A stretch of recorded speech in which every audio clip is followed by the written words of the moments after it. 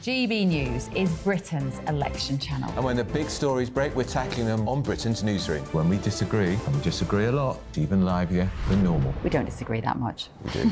His comedy, though, is revolting. I knew her, and unlike you. That explains Beverly Turner's temperament. It's a bit frothy in here, isn't it? He'll have one of me one day. For dartball practice. Britain's newsroom on GB News. Weekdays, 9:30 a.m. GB News, the People's Channel, Britain's news channel. We're GB News, and we come from a proud tradition of British journalism. That's why I'm so excited to be here. It's something so new. The first news channel to be launched in Britain in over 30 years. Launched to represent the views of the British people. To go where other broadcasters refuse to go. How did you find out about the story in the first place? Launched with one aim. To be the fearless champion of Britain. It's an absolutely fantastic atmosphere here. This is GB News. The People's Channel. GB News, Britain's news channel.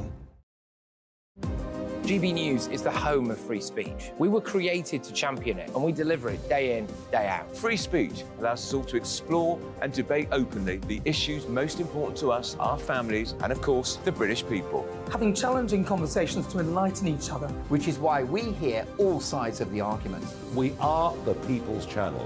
We will always stand by the freedom to express yourself. On TV, radio and online. This is GB News, Britain's news channel.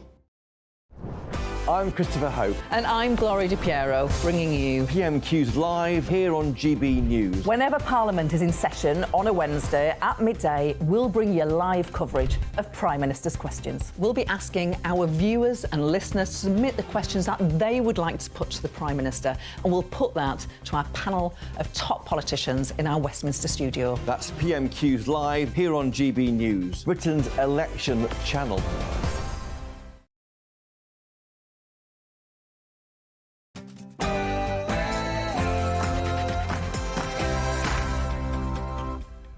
Hello and a very warm welcome to GB News Sunday. Thank you very much for your company this lunchtime. I'm Darren Grimes, and for the next 2 hours I'll be keeping you company on TV, online and on digital radio.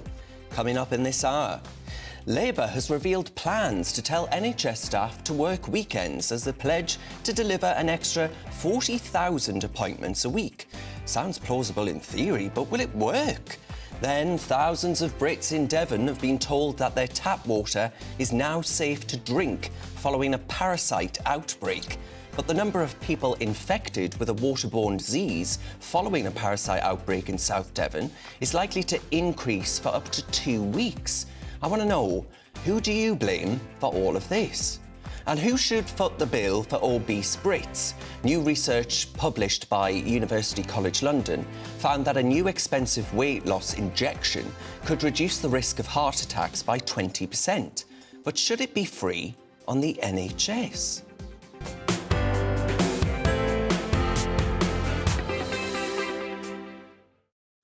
Now, as you well know, this show is nothing without you and your views. Let me know your thoughts on all of the stories we'll be discussing today by visiting gbnews.com/your say. Join the conversation with me there or message us on our socials. We're at GB News. First up, though, folks, here's your news with Sophia.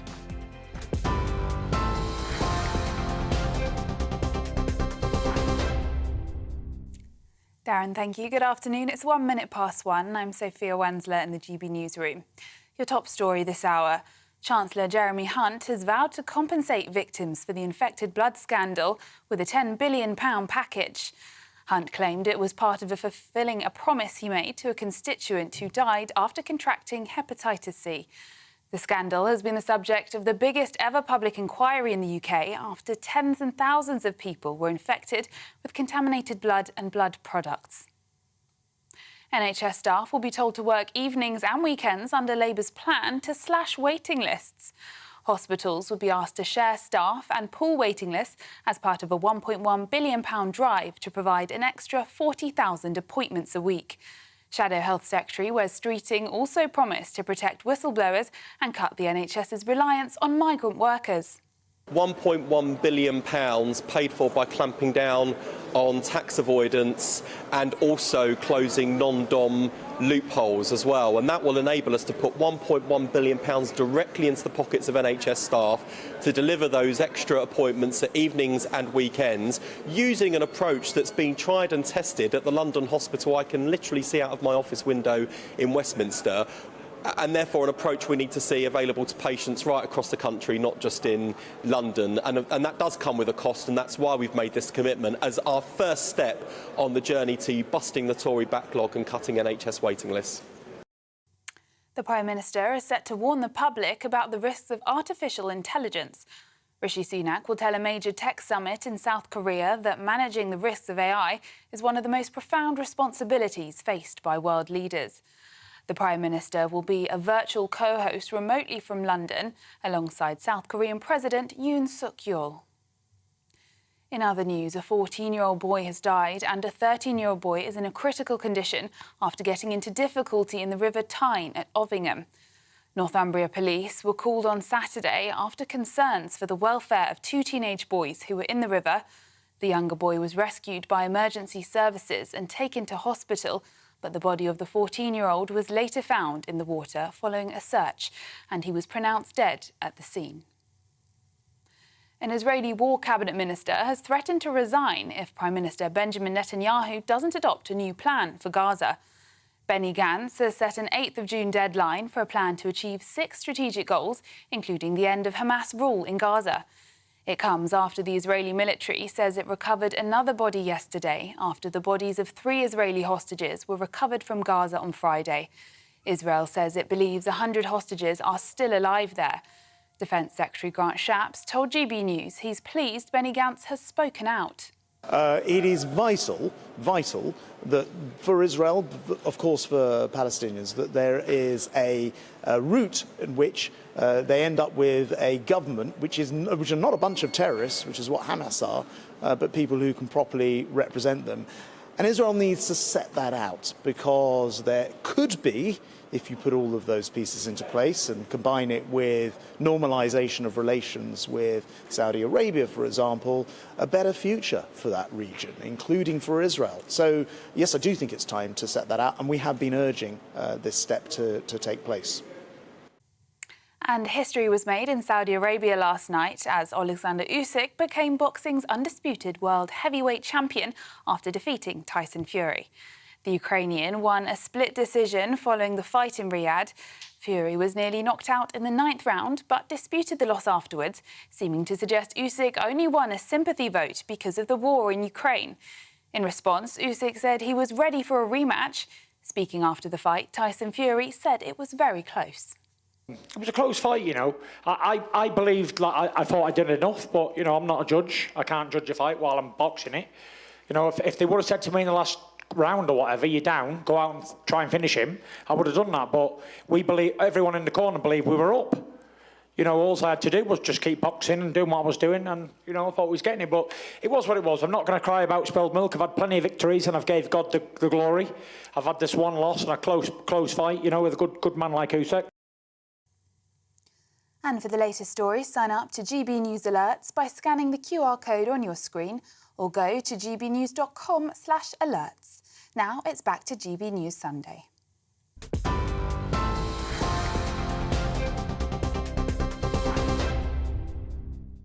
Thank you very much, Sophia. Let's get stuck into today's topics. Labour has revealed plans to tell NHS staff to work weekends as they pledge to deliver an extra 40,000 appointments a week. Shadow Health Secretary Wes Streeting also promised to protect whistleblowers and cut the NHS reliance on migrant workers. Mr Streeting said he shares Treasury cynicism about how the NHS spent money, adding that levels of productivity must improve. Well, joining me to discuss is GB News political correspondent Olivia Utley. Olivia, there very much is a narrative that's taken hold that suggests that the Conservatives could never be the ones to reform the NHS and that it absolutely can only lie with Labour. Just how serious do you think Wes Streeting is about grabbing the NHS with both hands?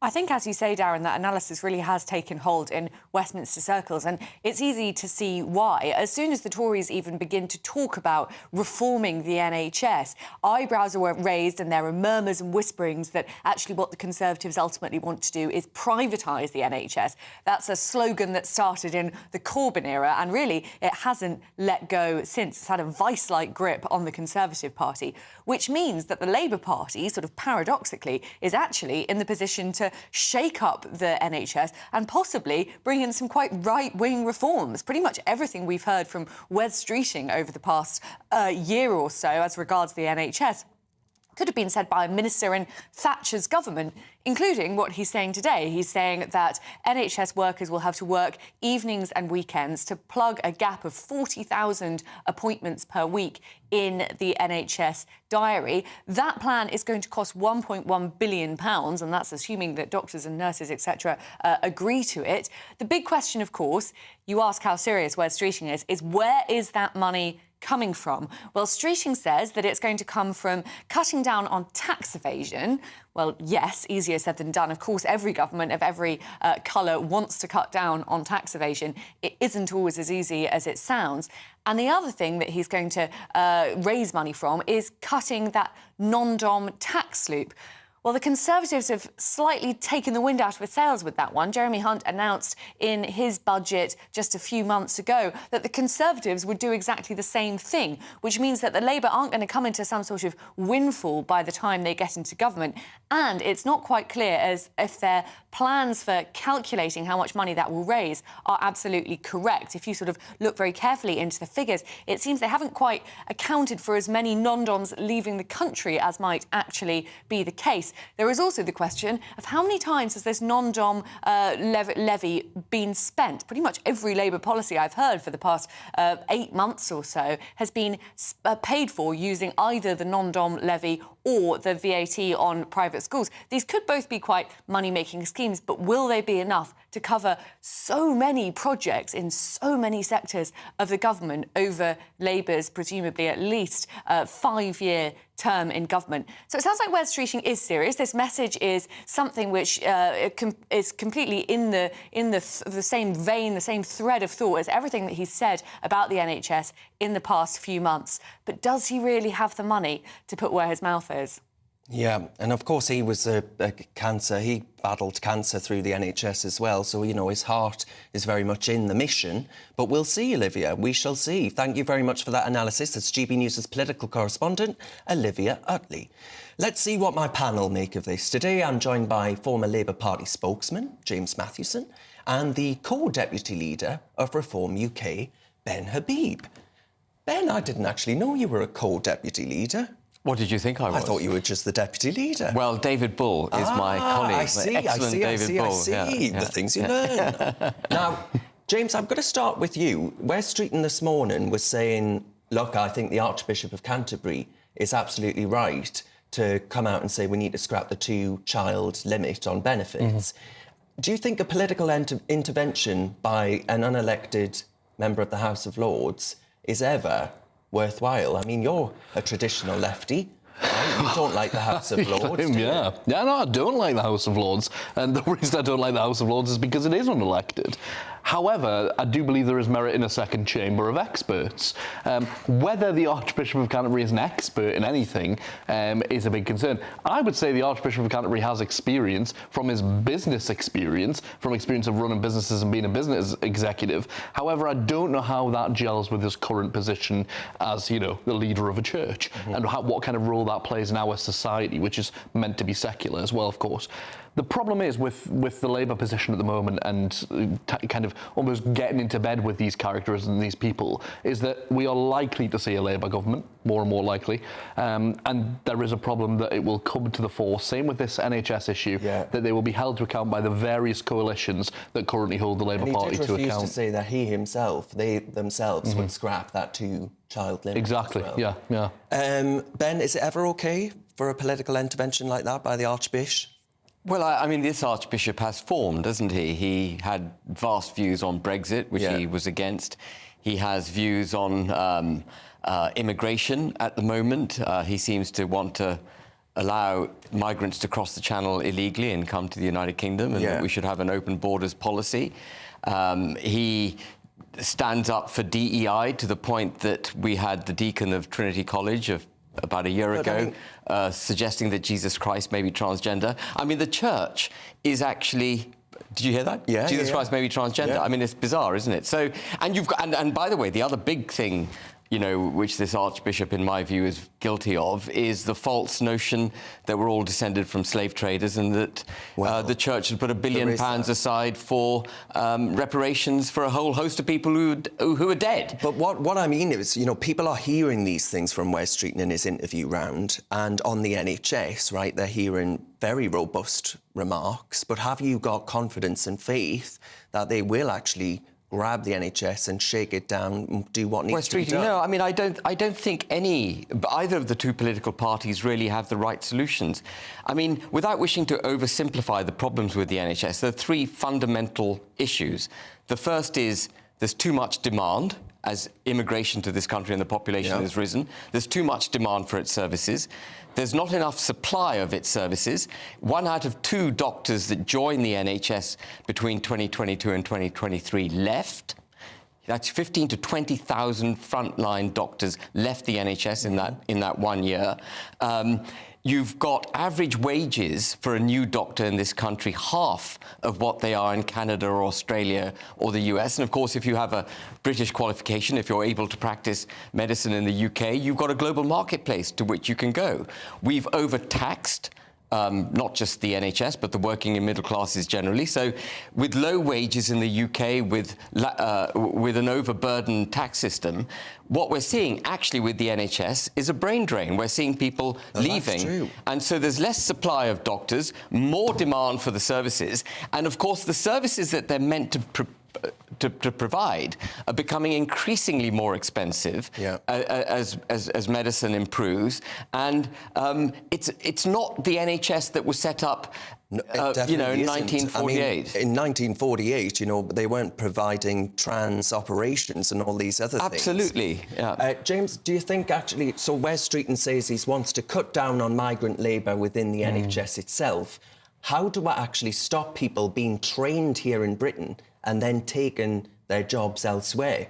I don't know if we can stop that. I think, and I don't think there's any shame in migrant labour, you know. It needs to be well paid, it needs to be well compensated for what they do. But people migrating around the world have always played a role inside, just the same as British doctors going to Australia or going to Canada play a role in those systems. Not to this level. And it's down to that. Not to this level. And of course, playing a very different role in this level. But some of the people that I've seen through the NHS, through treatment of my own family, you know, brain surgeons who are Italian, you know, people who have that expertise, who come in. We need them. We still need them, and they still play a crucial role. The problem with this is, as well, with the Labour strategy, you know, if the line and the rhetoric isn't right, and if it doesn't sound different to the Conservatives, they will end up with a crisis with the unions in the NHS. They'll end up with a situation with the likes of Unison, who already hold accountability of quite a few of the top of the front bench at the moment. People like Angela Rayner, she was a Unison rep. She's come up through Unison. She has their backing.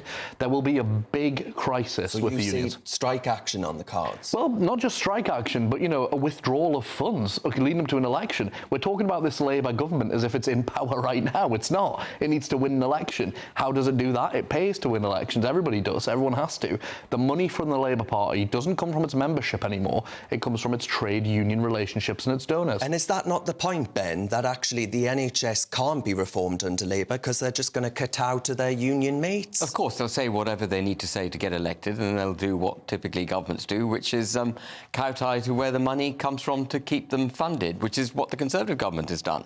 But I think what we've seen over the last 25, and particularly in the last few years in the British economy, and it applies to the NHS as much as it applies to every other aspect of our economy, is that we're overtaxed, we're underpaid, and there is far too much unskilled, low-educated immigration, undercutting our labour market. And we're seeing a brain drain. I'm now getting, I don't know whether anyone else who's watching has experienced this, but I'm now getting texts from agencies in the United Arab Emirates saying, are you sick of paying British taxes? Come and settle in the UAE. You know, people have cottoned on to the fact that this country is in a spiral downwards, and you can't tax your way out of the problem. Wes Streeting talks about raising another £1 billion from non-doms, which, by the way, £1 billion is a drop in the ocean. And when I it think comes they've to spent that £1 billion, you know, several times over. But as Olivia said, the non-doms, they are fleet of foot. They will leave the country. You won't get that money. It's gone. And their presence here and their investments and whatever else they might have brought with them, including their intellectual contribution, will also go. And this spiral, this wealth redistribution, this spending, this taxation, this, attacking the private sector, attacking people who have aspiration, attacking people who want to work and make money in order to fund effectively a dependency-oriented state isn't going to work. I've got to let you come back to that. I was going to say, I mean, the fascinating thing is here, and obviously, Ben, you've got your own motives for doing this, because, of course, the two major parties, you know, aren't doing it and they won't fix it and all the rest of it. But this is 14 years of Tory government. Oh, no, I'm with you. I'm with you, James. That's it. I'm with you. But obviously your position would be that Labour won't be much different, or they won't change much, or that position won't change much. This change, and Labour, I fundamentally believe, having been in the party, has the opportunity through its experience of its opposition, and that experience in opposition. It needs to look to that and really say, what have we learned? What lessons have we learned? How do we do this differently? Because change as an approach, it's not all about money. Of course, a huge part of politics is about money, raising it and spending it. But another is just about the change in approach and attitude you can have. And the risk here with the language Wes Streeting's making is that it sounds more like the Tories. It sounds more like the Tories the last 14 years. All right, we'll discuss more of that after the break. Thank you very much to my panel there, former Labour Party spokesman James Mathewson and the co-deputy leader of Reform UK, Ben Habib. Now, folks, for all the best analysis and opinion on that story and more, our website, always online, always good, gbnews.com.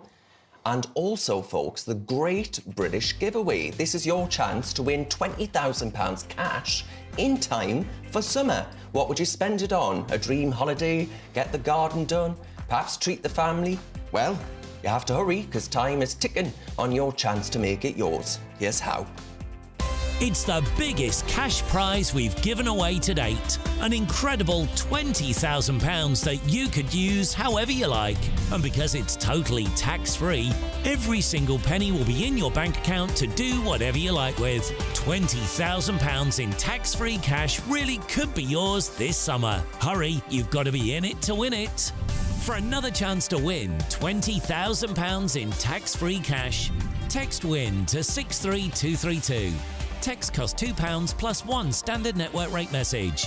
Or post your name and number to GB05, PO Box 8690, Derby DE1 9TT. UK only. Entrance must be 18 or over. Lines close at 5 p.m. on the 31st of May. Full terms and privacy notice at gbnews.com/win. Please check the closing time if listening or watching on demand. Good luck. You're with me, Darren Grimes, on GB News Sunday. Lots more coming up on the show. Thousands of Brits in Devon have been told that their tap water is now safe to drink. That follows a parasite outbreak.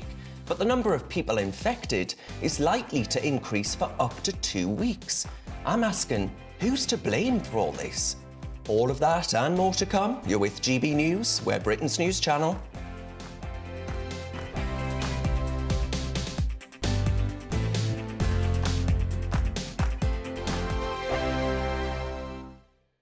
This is GB News, Britain's news channel.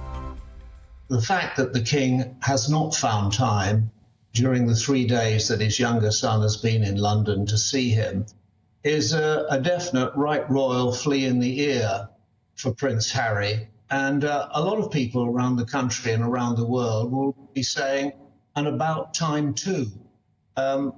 What Harry and his wife have said, either directly or through their amanuensis and fan Omid Scobie in his book Endgame, it's been very, very bitter, very hard, very cruel allegations against not just the King and Queen Camilla, but Prince William and his wife, who, as we know, is being treated for the as yet undisclosed form of cancer. And that has gone home very, very firmly. Nothing could actually be worse in a family to have this division and bitterness and unkindness. And words have power. Actions have consequences. And I think that's what we're seeing played out here. The division between the California couple in their hilltop Camelot and the British royal family getting on with the job is now very, very deep. And the divisions are stark, us to see. And between, indeed, the Spencer family and the Mountbatten Windsors. Well, Karen Malone earlier was suggesting that people are starting to feel a bit more sorry for Harry and there's a bit more support towards him. Are you sensing anything like that? Well, I tell you what, Nana, I thought it was great that he got a great cheer yesterday because people suddenly saw the happy Prince that we used to know. I'm Patrick Christie's. Every weeknight from 9, I bring you 2 hours of unmissable, explosive debate and headline-grabbing interviews. What impact has that had? We got death threats and the bomb threat and so on. Our job is to do what's in the best interest of our country. You made my argument for me. My guests and I tackle the issues that really matter, with a sharp take on every story. I'm hearing it up and down the country. That was a beginning, not an end. Patrick Christie's tonight from 9 p.m. only on GB News, Britain's news channel.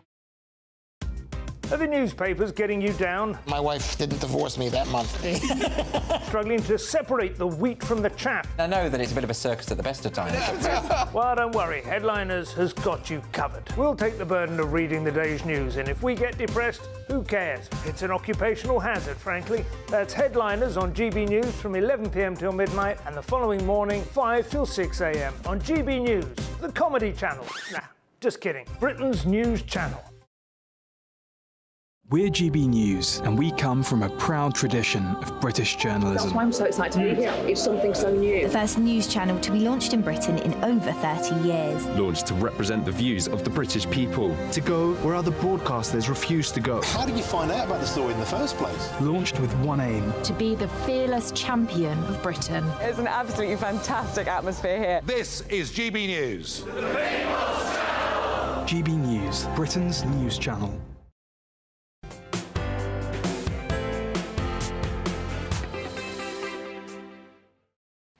A very warm welcome back to GB News Sunday with me, Darren Grimes, on your TV, online and on digital radio. Now, thousands in Brixham, Devon, have been told that their tap water is now safe following a parasite outbreak. The number affected by the outbreak is thought to be close to 50, with many staying cautious despite the official warning notice being lifted.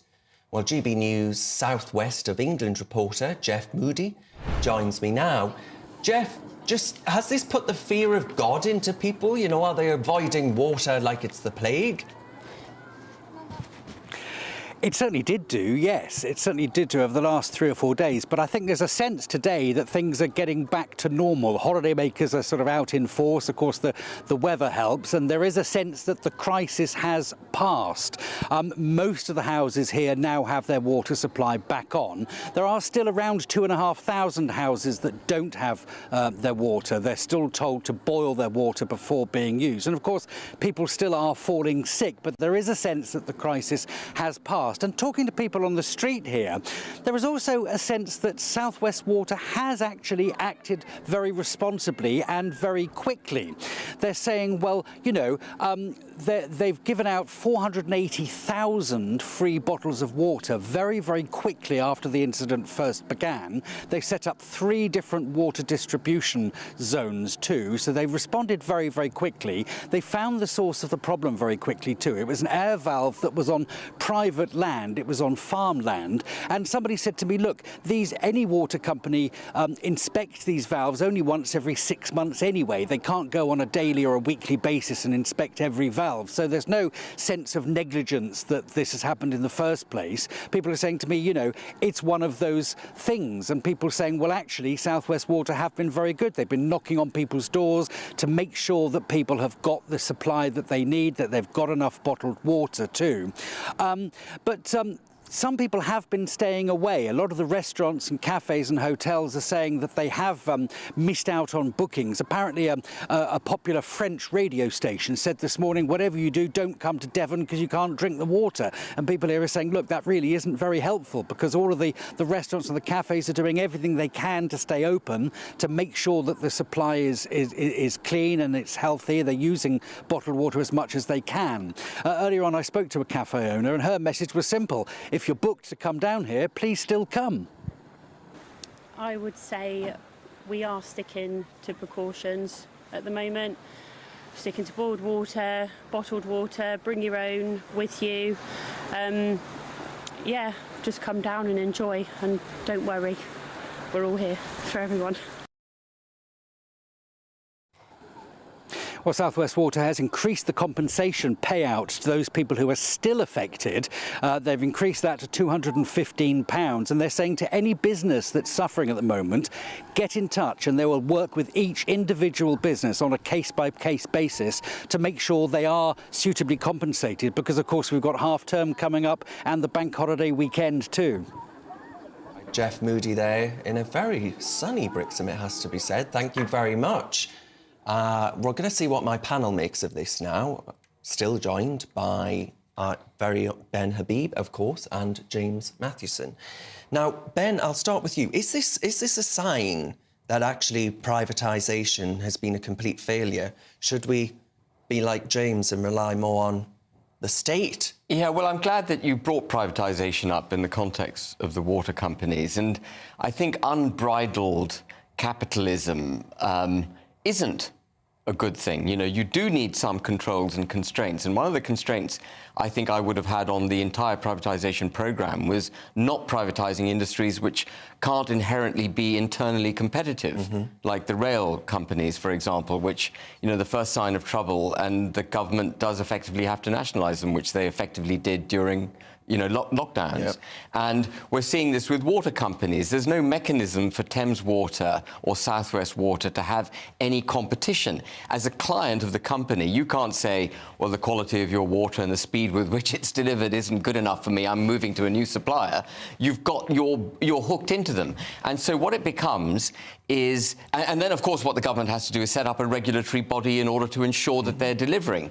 And then it becomes a whack-a-mole. It becomes a regulatory body chasing highly motivated, intelligent, capable executives who are more interested in lining their pockets and those of their backers and shareholders and so on than they are of necessarily delivering the service, which just becomes an incidental requirement in order for them to make money. And because they've got a monopoly, they can allow the service to deteriorate quite considerably and try and get away with what they're doing from a capitalist perspective. And the regulator is never going to catch up with them, because you're starting to sound like a pinko, Ben. No, but I think no, privatization's great when you can have competition, but you've got to make sure that there's an essential services, and services which don't lend themselves to competition are not suited for privatisation. All right. I mean, James, where are you at on this? Do you blame privatisation for this sort of thing happening? Not entirely, I don't think. The private sector plays a role, and it plays a role in society, and I think that's important.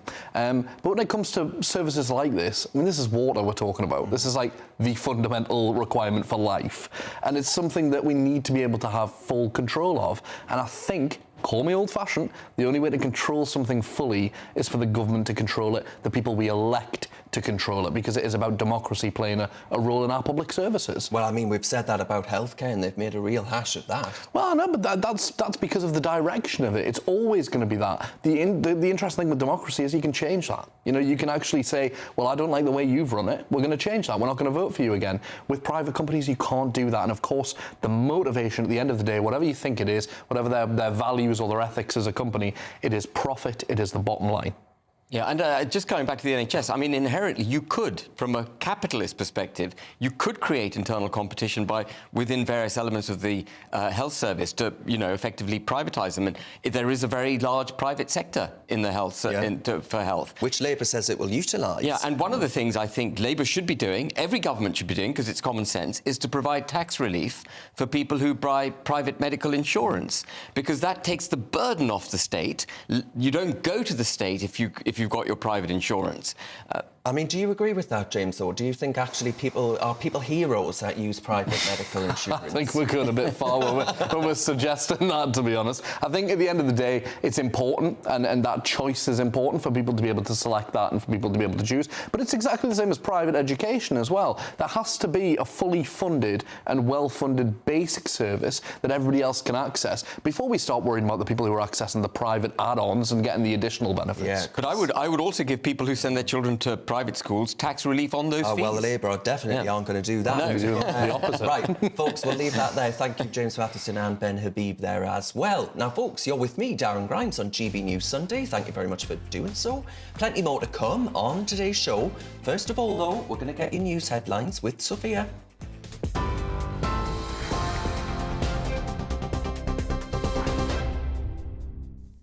Darren, thank you. It's 1:32. I'm Sophia Wensler in the GB newsroom. Your headlines. Chancellor Jeremy Hunt has vowed to compensate victims for the infected blood scandal with a £10 billion package. Hunt claimed it was part of fulfilling a promise he made to a constituent who died after contracting hepatitis C.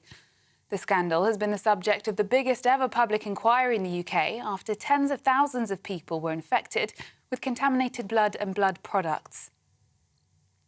NHS staff will be told to work evenings and weekends under Labour plans to slash waiting lists. Hospitals would be asked to share staff and pool waiting lists as part of a £1.1 billion drive to provide an extra 40,000 appointments a week. Shadow Health Secretary Wes Streeting also promised to protect whistleblowers and cut the NHS's reliance on migrant workers. A 14-year-old boy has died and a 13-year-old boy is in a critical condition after getting into difficulty in the River Tyne at Ovingham. Northumbria police were called on Saturday after concerns for the welfare of two teenage boys who were in the river. The younger boy was rescued by emergency services and taken to hospital, but the body of the 14-year-old was later found in the water following a search, and he was pronounced dead at the scene. And history was made in Saudi Arabia last night as Alexander Usyk became boxing's undisputed world heavyweight champion after defeating Tyson Fury. The Ukrainian won on a split decision following the fight in Riyadh. Fury was nearly knocked out in the 9th round but disputed the loss afterwards, seeming to suggest Usyk only won a sympathy vote because of the war in Ukraine. In response, Usyk said he was ready for a rematch. And for the latest stories, sign up to GB News Alerts by scanning the QR code on your screen or go to gbnews.com/alerts.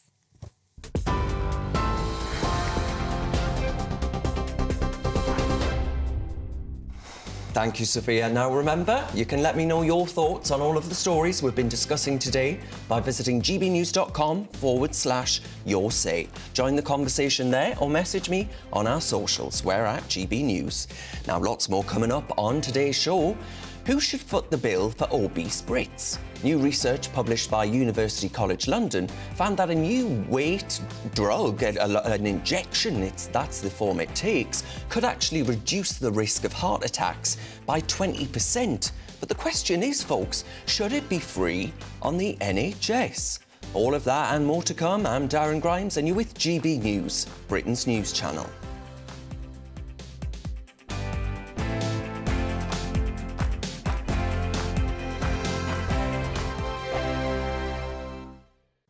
Hello, welcome to your GB News weather update from the Met Office. Plenty of warm sunshine out there today, still the odd risk of a shower, and it is cooler in the east. Looking at the pressure pattern, we've got a ridge of higher pressure out towards the west, low pressure towards the east, so bringing plenty of settled conditions today. So a lot of sunshine around, especially compared to yesterday in the south. There is still the risk of a shower, especially across southwestern parts of Scotland and into Cumbria, where some of these could be heavy, perhaps with the odd rumble of thunder, and further south of possibly seeing one too. But otherwise feeling warm in the sunshine, highs of 24, possibly 25 degrees. But we have got cloudier conditions across parts of Scotland and down this northeastern coast as well. So it's going to be feeling cooler here, and those cloudy conditions are going to be remaining through this evening, perhaps with the odd shower developing over the highest ground. And like I said, low cloud across northeastern parts and the heavy heavy shower across Dumfries and Galloway, perhaps moving its way further northwards. Elsewhere, lengthy sunshine to end the weekend, but the odd risk of a shower perhaps in the south. As we go through this evening, a return of low cloud is going to push its way in from the North Sea and spread its way into western parts. But further the west you go, we'll hold on to clear skies. Northern Ireland perhaps seeing some mist and fog patches into Monday morning, but otherwise temperatures staying up at around 10 or 11 degrees, feeling chillier underneath the clearest skies. So quite a murky start to start Monday morning, a lot of low cloud, mist and fog. That will gradually lift and break and return its way back to the coast, perhaps a bit slower than what we've seen today, but otherwise plenty of sunshine on offer once again. There is a risk of some showers, especially across western parts of Northern Ireland, but feeling warm where you do see the sunshine. 2024, a battleground year. The year the nation decides. As the parties gear up their campaigns for the next general election. Who will be left standing when the British people make one of the biggest decisions of their lives? Who will rise? And who will fall? Let's find out together. For every moment, the highs, the lows, the twists and turns. We'll be with you for every step of this journey. In 2024, GB News is Britain's election channel. I'm Gloria Di Piero. This is GB News, Britain's election channel. Sunday nights on GB News. From 6, Neil Oliver. At 7, it's Free Speech Nation with Andrew Doyle. At 9, Mark Dolan. And at 11, get set for the week ahead with headliners. Tomorrow's papers tonight. GB News, the People's Channel, Britain's news channel.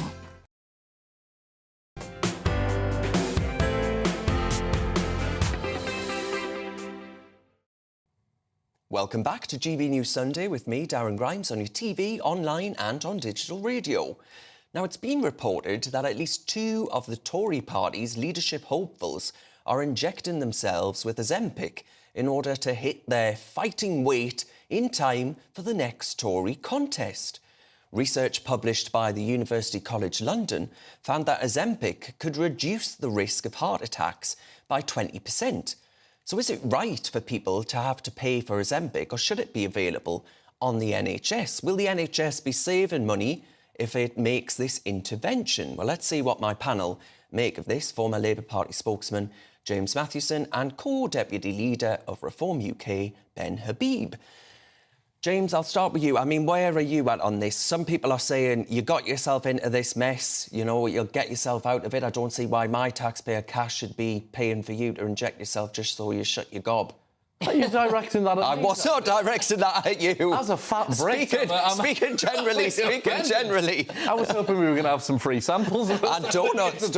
Those sandwiches look good. Yeah, they did. They smelled lovely. As somebody who's been on my own weight loss journey, is still on my own weight loss journey, I have a huge sympathy for anyone who is going through it, because it is immensely difficult. And it's one of those things that was still... I get comments in public. I'll get somebody come up to me on a night out and say, Christ, you've put on weight and stuff. So it's one of those things we still seem to have free rein on when it comes to, talking about people's bodies and the appearance of them. So I understand that. And of course, people who lose weight and who go on that journey, whether it be celebrities, whether it be politicians, people in the public eye, it always looks better for them, and people like it and people like to see it. So I understand that desire to do so. But whether Ozempic is the answer, we don't know. I think it's just too early. The research I've looked at seems to suggest that yes, it's doing great things in various ways, but there have been many drugs over the years that have had that effect, had great results in certain areas, and then you suddenly find out, there's no light without the dark. There's always an element of concern in some area of the health. So I don't know whether it's safe to jump to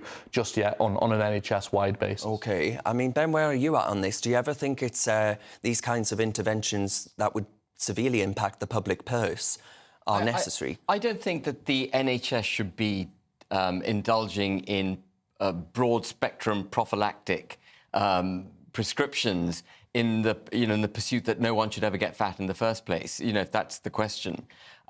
When people are clinically obese, they have other conditions which the NHS has to treat. you know, and I'm very against the continued intervention of the state in our private lives and the infantilizing, effectively, of the electorate and telling us this is how things have to be done.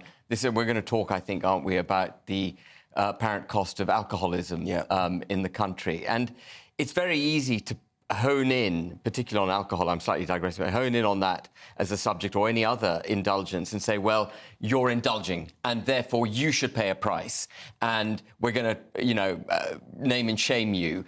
And so I think it's much more to do with good education, understanding that there's got to be a very significant component of self-determination and self-responsibility, personal agency, to get yourself up off the sofa, eat healthily, go for a run, cycle or whatever it is, go for a long walk. You know, these things are fantastic. Are we losing that, James? Are we losing that sense of personal responsibility? Are we expecting too much of the state? I don't think so. And I think because the state has a responsibility in people's lives and to help them, and there is a huge range of factors as to why people can be overweight and obese. And once you're in that place, this is the thing that's tricky. Once you are in this position, you can't just reverse it. You know, and it comes from a position, this hard-nosed attitude of you need to get up the sofa, you need to do the work yourself. All of that stuff is all right and well and good in theory, but actually people have got in that position a lot of the times, I speak from personal experience here, because they haven't treated themselves properly. They haven't treated themselves with kindness. And actually, if we treat them with even more hard-nosed kind of attitudes, then the risk is they don't end up resolving the issues. And often the issues can be psychological, it can be stress-based. Food is addictive, and especially high sugar foods. And that is one of the things that we see, you know, on repeat. It's cycles of addiction, and these are how people cope with the stressful world that we live in. I'm not saying that you wouldn't prescribe something like Ozempic to someone who is clinically obese, but you're not suggesting, James, that you prescribe it generally for people who just wish to avoid of course not. Of course not. And I think Ozempic kind of, this kind of discussion about Ozempic kind of takes away from the wider issue, which is why we should be looking at and healthcare in general should be looking at every factor of people's lives. Because, you know, if there is a reason why somebody is eating more and doing less and struggling with that relationship with food, then they should be given the support. Just want to read out a couple of comments from people on either argument. David says fat jabs shouldn't be given out on the NHS unless there is a true medical condition behind it, and of course for diabetes, David, until all usual remedies have been tried and clinically found to have not worked. Otherwise, it's just another added financial burden on the taxpayer. But Serene says alcoholism treatment, giving up smoking, gambling, they're all treated by the NHS, so why shouldn't obesity? Junk food is cheaper than vegetables. There are many reasons why people are overweight. Medication, illnesses, not all are self-inflicted through eating donuts. Obesity is treated by the NHS. I mean, obesity in itself isn't a clinical condition. It's all the other things that come with obesity that the NHS does treat. No one's being excluded because they're overweight, you know, from treatment from the NHS. But I think the crucial factor here is, you know, how do we prevent people from getting into a clinically obese position? How do we... And I think a lot of that, we need to... And I'm not saying being hard-nosed. I mean, I'm not suggesting that. I'm suggesting that people need to be educated. You need to be brought up at school. But surely that's state intervention. What? Well, that's state educating people on how to... That's just making people aware of the choices. Then it's up to them to... I'm making sure they've got the information. It's like brushing your teeth. Mind you, I hate looking at calorie counts on menus. I think that puts people in a really, really... it's a nasty thing, I think. But anyway, after the break, we'll get into more of that, because I tell you what, my calories come from booze. I don't know about you. You're with me, Darren Grimes, on GB News Sunday. Lots more coming up on the show. A new study has found that £27 billion a year is being spent in England on the health and social harms of drinking. I want to know, should more be done to tackle our British boozy binge? All of that and more to come. You're with GB News, Britain's news channel.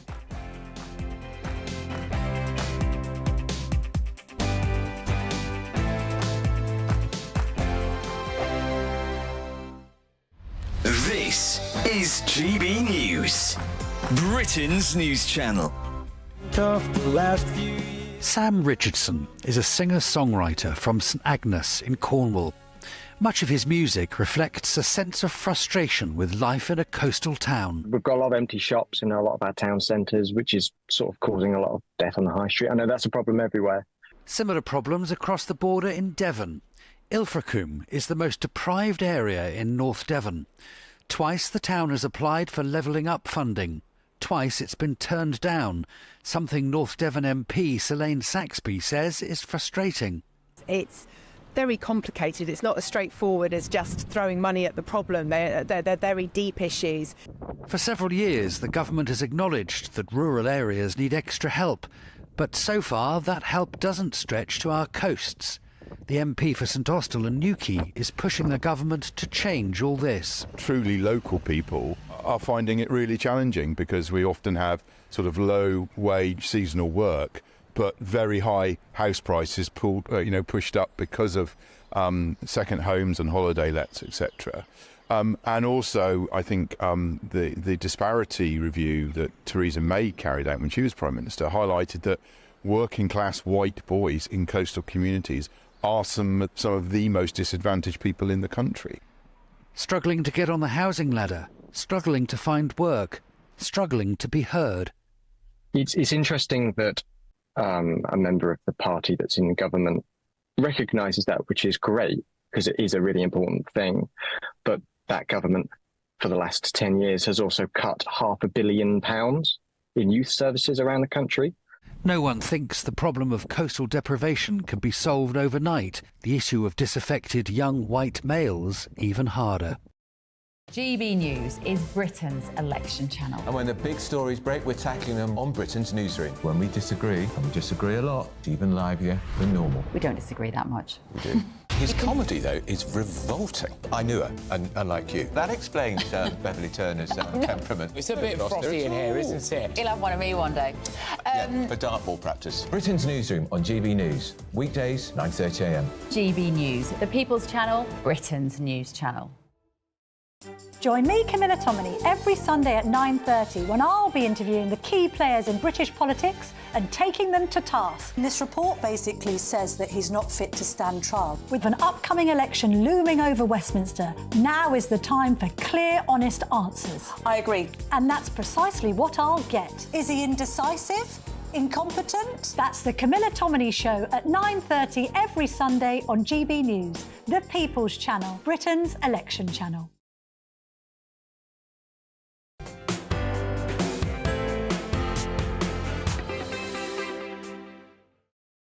Welcome back to GB News Sunday with me, Darren Grimes, on your TV, online and on digital radio. Now, lots of you have been sending in your thoughts on those jabs. One viewer says weight loss jabs are nothing but another rip-off. The only way to keep it off is to cut the carbs. Remember one thing, if you can bear the first 3 days with no food, then you'll lose your appetite and the rest is easy. Total cost, $0. Laurie says, why would you pay for a fitness instructor, the gym, and take up exercise when you've got a fat jab? Cheaper, I guess, than a year's membership or hours spent on a track. Well, there's some views there, folks. Now, that study, I want to go back to that study.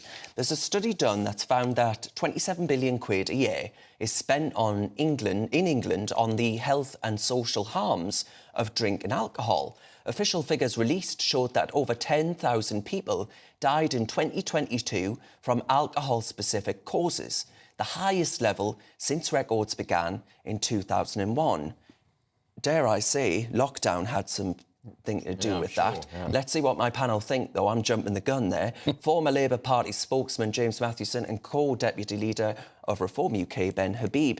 Do you agree with me there, Ben, that people were drinking more in lockdown? Oh, absolutely. Accessing booze? I mean, I put on weight in lockdown and gyms were closed, you couldn't go out, there was, you were constrained at home and you're going to sit back and, you start looking at the clock thinking, when's my first gin and tonic? Exactly, yeah. It's 5 o'clock somewhere. Exactly. Was that your narrative? Because I certainly put on weight during lockdown. It wasn't, I mean, strangely, out of all the things that I could be indulging in, I've been sober now for a good couple of years. Have you? Yeah. Good for you. And I took that decision because I quit smoking, and when I quit smoking, I found I couldn't drink.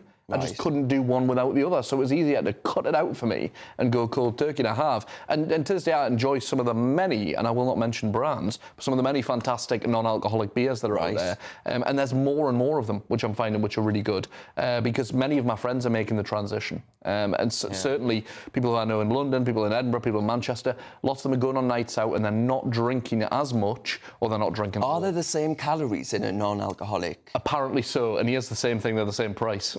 Sometimes they're more expensive. That I do not understand. Yes. Because actually, alcohol is taxed. And I think there's a kind of, there's a subtext here, isn't there? Let's attack alcohol. It's taxed at 10% or thereabouts, and then there's another 20% VAT. And the first thing that came out alongside these studies was a call for extra taxes on alcohol. And here we are, attacking something that is an easy win for the Tory government or future Labour government to make more money. And I find it slightly at odds as well with the take-up of weed in this country. If we're really concerned about people's health, until recently, I couldn't smell weed on the streets. Now I smell weed. Oh, it's disgusting. It's foul. Yeah. Foul. So why aren't they cracking down on weed? Oh, yeah, we've basically decriminalised it. I mean, in that position, where we are now with it and with the relation to alcohol, if you look at health, and how it affects health, you might as well make marijuana fully decriminalised, decriminalise cannabis and tax it and let the state take money from that. Well, I imagine you'll get alcohol. your wish because Joe Biden's doing that and Keir Starmer It will follow suit. And I think, as Ben said, you smell it everywhere now. With a legalised system, or at least a decriminalised system, you would be able to regulate it better and control that. Arthur's written in, and Arthur says, well, Nicky Sturgeon, she attempted some interventions on alcohol. She brought about minimum pricing for alcohol, but the evidence suggests that hasn't worked. All it's done is meant that actually you're paying more for your booze. And the 10 p.m. as well. I mean, obviously, I live in Edinburgh, I live in Scotland, and at 10 p.m, it's very funny because, your 24-hour Tesco's and stuff, the aisles just get closed off. The alcohol aisles get closed off for barriers. And if you've got Nicola Sturgeon running you, the first thing you need is a drink. Well, I survived the well, I experience. dare say that's true. Anyway, we'll get back to the panel shortly with me, Darren Grimes, on GB News Sunday. We've got lots more coming up on today's show. We're going to get a quick look at the weather before me and my panel are back to chew the fat, which is very topical right now, isn't it? A brighter outlook with Box Solar, sponsors of weather on GB News. Hello, welcome to your GB News weather update from the Met Office. For the rest of today, we've still got some warm sunshine on offer. The risk of the odd shower, but feeling cooler in the east. We've got a ridge of higher pressure extending out towards the west. That's bringing in the settled conditions through much of today with light winds as indicated by the isobars. Otherwise, plenty of late evening sunshine on offer today. Any showers across southwestern parts of Scotland and Cumbria fading away into the evening. Otherwise, we've got a return of low cloud coming in from the North Sea and pushing its way further towards the west. Clearer skies further the west you go, but low cloud, mist and fog perhaps developing across Northern Ireland. Temperatures around 10 or 11, but feeling cooler underneath the clearest skies. So quite a murky start on Monday morning, especially further east that you go. So across Scotland, northeastern coasts as well, holding a lot of low cloud, mist and fog. But further the west, bright skies to start the day. Northern Ireland, like I said, some low cloud, mist and fog should lift and break. And then low cloud really lingering across parts of the southeast. Brighter skies further the west you go and dry too. So through the rest of Monday morning, low cloud, mist and fog should start lifting, breaking and burning its way back to coastlines. Might be a little bit slower than what we've seen on today, but otherwise plenty of sunny spells on offer. The risk of some heavy showers, especially across western parts of Northern Ireland. Elsewhere, feeling perhaps a little bit cooler than what we saw on the weekend, but otherwise still feeling warm in the sunshine. As we go through the rest of Monday evening, any cloud generally breaking away, still with the risk of some heavy showers across western parts of Northern Ireland, perhaps developing across the south too. Otherwise, Tuesday, Wednesday and Thursday, turning unsettled, showers or perhaps some longer spells of rain. Looks like things are heating up. Boxed boilers, sponsors of weather on GB News. Thank you very much, Catherine. Lots more coming up on the show. Some schools in England are now sending police to the homes of children who are persistently absent, warning that their parents may go to prison if their attendance doesn't approve. So what say you at home? If you're not forcing your child to get into school, should you end up potentially in the slammer? All of that and more to come. I'm Darren Grimes and you're with GB News, We're Britain's news channel.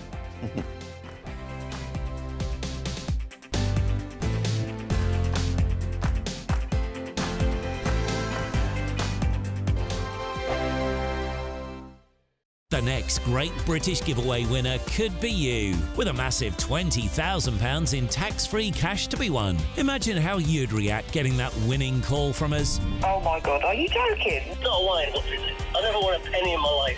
I don't know what to say. Do you know what? I've never won anything like this in my life. Oh my God. Oh God. Oh, it shocked me. This is amazing. For another chance to win £20,000 in tax-free cash, text PRIZE to 63232. Text costs £2 plus one standard network rate message. Or post your name and number to GB05, PO Box 8690, Derby DE1 9TT. UK only. Entrance must be 18 or over. Lines close at 5 p.m. on the 31st of May. Full terms and privacy notice at gbnews.com/win. Please check the closing time if listening or watching on demand. Good luck. In the GB newsroom, we bring you the news as it happens. With our team of dedicated journalists across the UK, GB News brings you accurate reporting of the day's topical agenda. When the news breaks, wherever and whenever it's happening, we'll be there. This is GB News, the People's Channel, Britain's news channel. We're GB News, and we come from a proud tradition of British journalism. That's why I'm so excited to be here. It's something so new. The first news channel to be launched in Britain in over 30 years. Launched to represent the views of the British people. To go where other broadcasters refuse to go. How did you find out about the story in the first place? Launched with one aim. To be the fearless champion of Britain. It's an absolutely fantastic atmosphere here. This is GB News. The People's Channel. GB News, Britain's news channel. If you want your news to be straight talking, this is the nightmare for the Conservatives again. Down to earth. It's not just Nottingham where this is happening, is it? And most importantly, honest. Hard-working, middle-class taxpayers, they'll get their book thrown at them. Then catch me, Martin Daubney, Monday to Friday, 3 till 6 p.m. on GB News, Britain's news channel. I'm Christopher Hope. And I'm Gloria Di Piero, bringing you PMQs live here on GB News. Whenever Parliament is in session on a Wednesday at midday, we'll bring you live coverage of Prime Minister's questions. We'll be asking our viewers and listeners to submit the questions that they would like to put to the Prime Minister, and we'll put that to our panel of top politicians in our Westminster studio. That's PMQs live here on GB News, Britain's election channel. Sunday nights on GB News. From 6, Neil Oliver. At 7, it's Free Speech Nation with Andrew Doyle. At 9, Mark Dolan. And at 11, get set for the week ahead with headliners. Tomorrow's papers tonight. GB News, the People's Channel, Britain's news channel.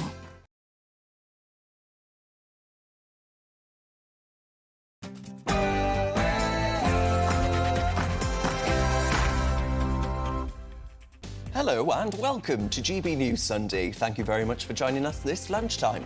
I'm Darren Grimes, and for the next hour, I'll be keeping you company on TV, online and on digital radio. Coming up this hour, are more Tory defections on the cards? Shadow Health Secretary Wes Streeting says he's talking to multiple MPs who are considering crossing the floor, sliding into his DMs, he said. Were the Tories wrong to oust Boris Johnson? Nadeem Zahawi seems to think so. The former Chancellor says it was a mistake kicking him out and called the former PM the most consequential leader since Thatcher. Is he right? And some schools in England are now sending police to the homes of children who are persistently absent, warning their parents may go to prison if their attendance doesn't improve.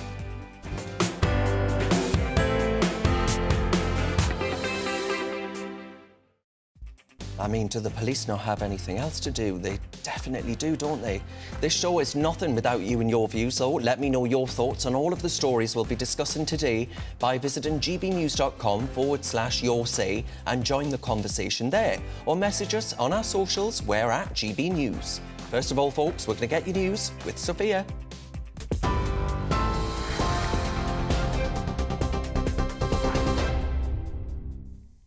Darren, thank you. Good afternoon. It's 1 minute past 2. I'm Sophia Wensler in the GB newsroom. Chancellor Jeremy Hunt has vowed to compensate victims for the infected blood scandal with a £10 billion package. Hunt claimed it was part of fulfilling a promise he made to a constituent who died after contracting hepatitis C.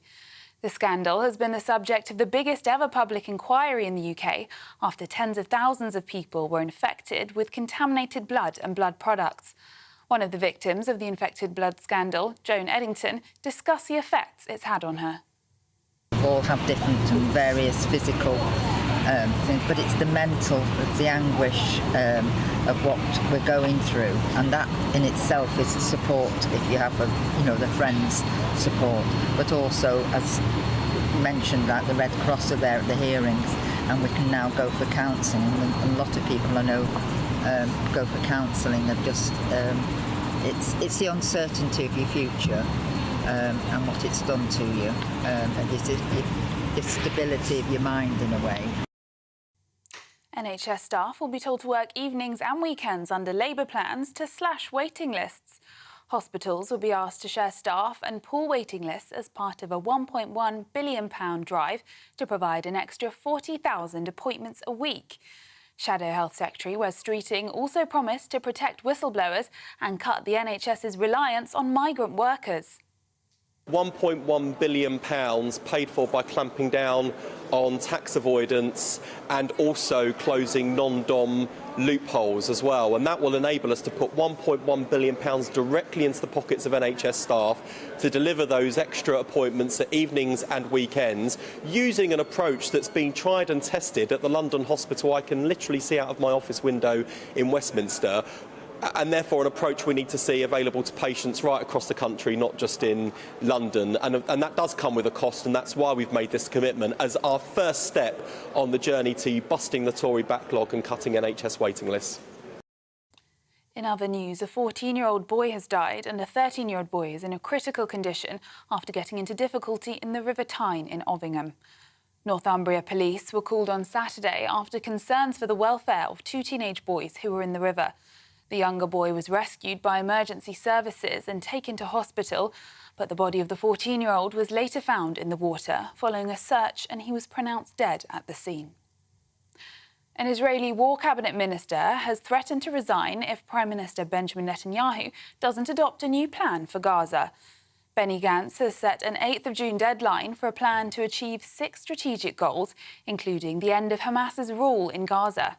It comes after the Israeli military says it's recovered another body yesterday after the bodies of 3 Israeli hostages were recovered from Gaza on Friday. Israel says it believes 100 hostages are still alive there. Defence Secretary Grant Shapps told GB News he's pleased Benny Gantz has spoken out. It is vital that for Israel, of course for Palestinians, that there is a route in which they end up with a government which are not a bunch of terrorists, which is what Hamas are, but people who can properly represent them. And Israel needs to set that out, because there could be, if you put all of those pieces into place and combine it with normalization of relations with Saudi Arabia, for example, a better future for that region, including for Israel. So, yes, I do think it's time to set that out, and we have been urging this step to take place. And history was made in Saudi Arabia last night as Alexander Usyk became boxing's undisputed world heavyweight champion after defeating Tyson Fury. The Ukrainian won a split decision following the fight in Riyadh. Fury was nearly knocked out in the 9th round, but disputed the loss afterwards, seeming to suggest Usyk only won a sympathy vote because of the war in Ukraine. In response, Usyk said he was ready for a rematch. And for the latest stories, sign up to GB News Alerts by scanning the QR code on your screen or go to gbnews.com/alerts. Now it's back to GB News Sunday.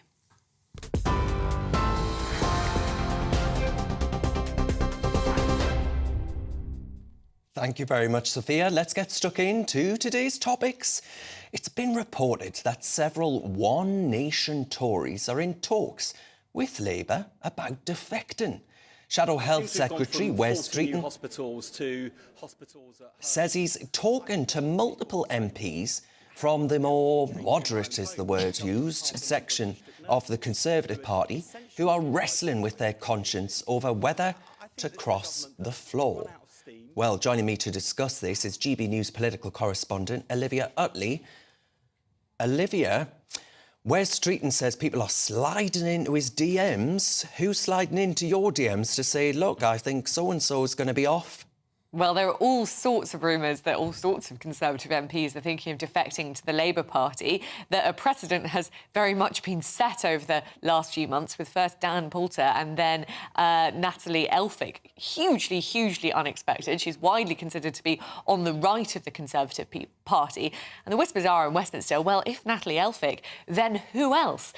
The problem is that all of these rumours are pretty unsubstantiated. Of course, it's in Labour's interest to talk up the idea of Conservative MPs defecting to the Labour Party. The Conservative MPs I've spoken to, perhaps unsurprisingly, have roundly denied that they are in talks. One former minister, possibly still a junior minister, Will Quince, had all sorts of messages from Conservative colleagues saying, no, you mustn't defect, etc. He was really quite upset by it. He felt that he's always been very loyal to the Conservative Party and had no plans to defect at all. So I think part of this is mischief-making, but there certainly are names doing the rounds. There are rumours that John Major is about to announce his defection to the Labour Party. I don't think that would come as a huge surprise. He was a Conservative Prime Minister, but in every single intervention that he's made since, he has been definitively unhelpful to the Conservative Party and seems to be much more interested in Labour and Labour's prospects. There were also rumours that Theresa May was going to defect. I think that is extremely unlikely. And then all sorts of other names of far more junior MPs doing the rounds. It would be a huge, huge blow to Rishi Sunak if another MP were to defect. And also, we haven't yet reached an MP who is not only defecting, but also planning to stand in the next election. I think that would be even more damaging to Rishi Sunak. Both Dan Poulter and Natalie Elphicke are saying that they're going to stand aside at the next election anyway. What Rishi Sunak really, really does not want are MPs who look like they're about to lose their seats under the Conservatives going over to Labour in order to win those seats over. Because some of those MPs have quite a following, a loyal following in their constituencies. And if that following moves from the Conservatives to Labour, that would be very, very bad news for the Tories. Indeed. I mean, Chris Heaton-Harris, the Northern Ireland Secretary, announcing he wouldn't stand again. You know, every time someone announces they're not standing, Olivia, there's an intake of breath, fearing that they're about to say they're crossing the floor. But anyway, GB News political correspondent Olivia Utley there, thank you very much for that analysis. Let's have a listen to what our panel make of this. I'm joined by former Labour Party spokesman James Mathewson and the co-deputy leader of Reform UK, Ben Habib. Ben, what happened to all this talk about them coming over to you? They're all going to Labour. Well, the Conservative Party celebrates the fact, as it describes itself, to be a broad church. And I've said for many years now, they're not a broad church so much as they are a divided church. And the division effectively is between the One Nation lot in the Parliamentary Party, who also, in my opinion, largely control CCHQ, their party executive. And then you've got, like, the five families on the so-called right-hand side of the Conservative Party. And I can never remember the names of the five families, but one of them is the ERG. Mm-hmm. And it's very confusing for the electorate to figure out all this sort of machinations within the Conservative Party. But they're not a coherent force, the Conservative Party. And one of the problems that they have is that in order to win elections, they've increasingly moved from small c Conservative, centre-right, low taxation, low state intervention, more to a kind of higher taxation, greater state intervention, very pro-EU, very pro the whole transgender thing, the promotion of ethnic minorities and religious minorities over and above, if necessary, to the detriment of the majority, what I call woke. And all of that's been in an attempt to crowd Labour out from what they define as the centre ground. Mm-hmm. And the One Nation lot have been instrumental in that. And I would welcome the Conservative Party, not that I care much, really, about the future of the Conservative Party as it's currently constructed, but I would welcome, for the sake of the nation, the One Nation lot to leave, because they should either be in the Labour Party or the Liberal Democrats. They shouldn't be in a Conservative Party.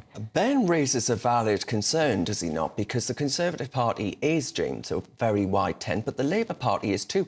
Do you think, actually, the only reason that these people are in the same political party is because we don't have electoral reform and proportional representation at the ballot box? Yeah, entirely, yeah. I think it's basically, I've become more and more, when I was active in the Labour Party and through the Labour Party, you couldn't talk about PR. as a alternative prospect. You just couldn't have that conversation. The more and more people I know now, even within the Labour Party, who are having the conversation about it being the right thing politically, because as you're right, you've got two big tents and two broad churches, but that encompasses everyone. What you end up with is America. You end up with Democrats and Republicans, and they can be everything and anything on the political spectrum. And even Neil Kinnock said in, I think it was in the Telegraph this week, he'd said that, you know, even broad churches have walls and gates, when it was referring to Natalie Elphicke. I mean, how did you feel about Natalie Elphicke coming over? Were you foaming? Yeah, I don't think she should be in the Labour Party. She doesn't share my values. What is the point of a political party if it does not have core values that it represents? Right. I couldn't agree more. Is there a sort of whole host of people from the Conservative Party that you would frown upon coming over? I mean, what do you think about Sir John Major coming over? John Major's an interesting one. I don't think John Major would come over. I don't think he would do that. I think what John Major would be more likely to do is what Alistair Campbell did when he said he was voting Lib Dem. You know, he would say, I'm having to hold my nose and vote Labour this time, in a hope that he tries to send a message to the Conservatives. I don't think he would defect, though. But that would be seismic, Ben, wouldn't it? A former Prime Minister that won a majority for the Conservatives in 1992 saying he's voting Labour. And a very pro-EU Prime Minister. And this is the thing about the Labour Party as well. We were talking about the Conservatives occupying the so-called centre ground. But in the pursuit of power, as you've said, James, the Labour Party's done the same thing. And Starmer and a lot of his senior team are pro-EU, as is John Major. John Major couldn't possibly join the Labour Party if it wasn't inherently pro-EU. You know, he wouldn't be able to do it if it was overtly a Brexit-orientated party, which, by the way, I think Labour should be. I can't see how a Labour Party, which wants power embedded in Parliament in order to have the interventionist policies that Labour typically wish to have, could want to be part of the EU. They're at complete odds with each other. And one of the reasons I think you're not seeing an increase in people coming out to vote for Labour is because they're not pro-British in the way that small C Conservative Labour voters are. You know, the Red Wall comprises a lot of Labour voters, but who are small C Conservative. They believe in the UK, and Starmer clearly doesn't. If Major joins the Labour Party, it'll be the icing on the cake. But well, coalitions. You're small.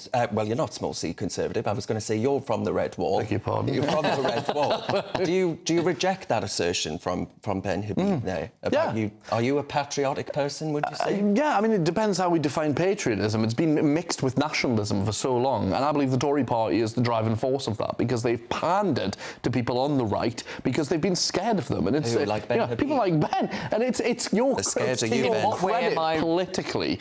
It's to your credit politically, Ben. You know, and the likes of Nigel Farage and all the rest of it, who have managed to turn the Tories to them and to say we need to set the narrative. However, for somebody like myself who will never agree with you in a million years, I need to have my own political party that represents me.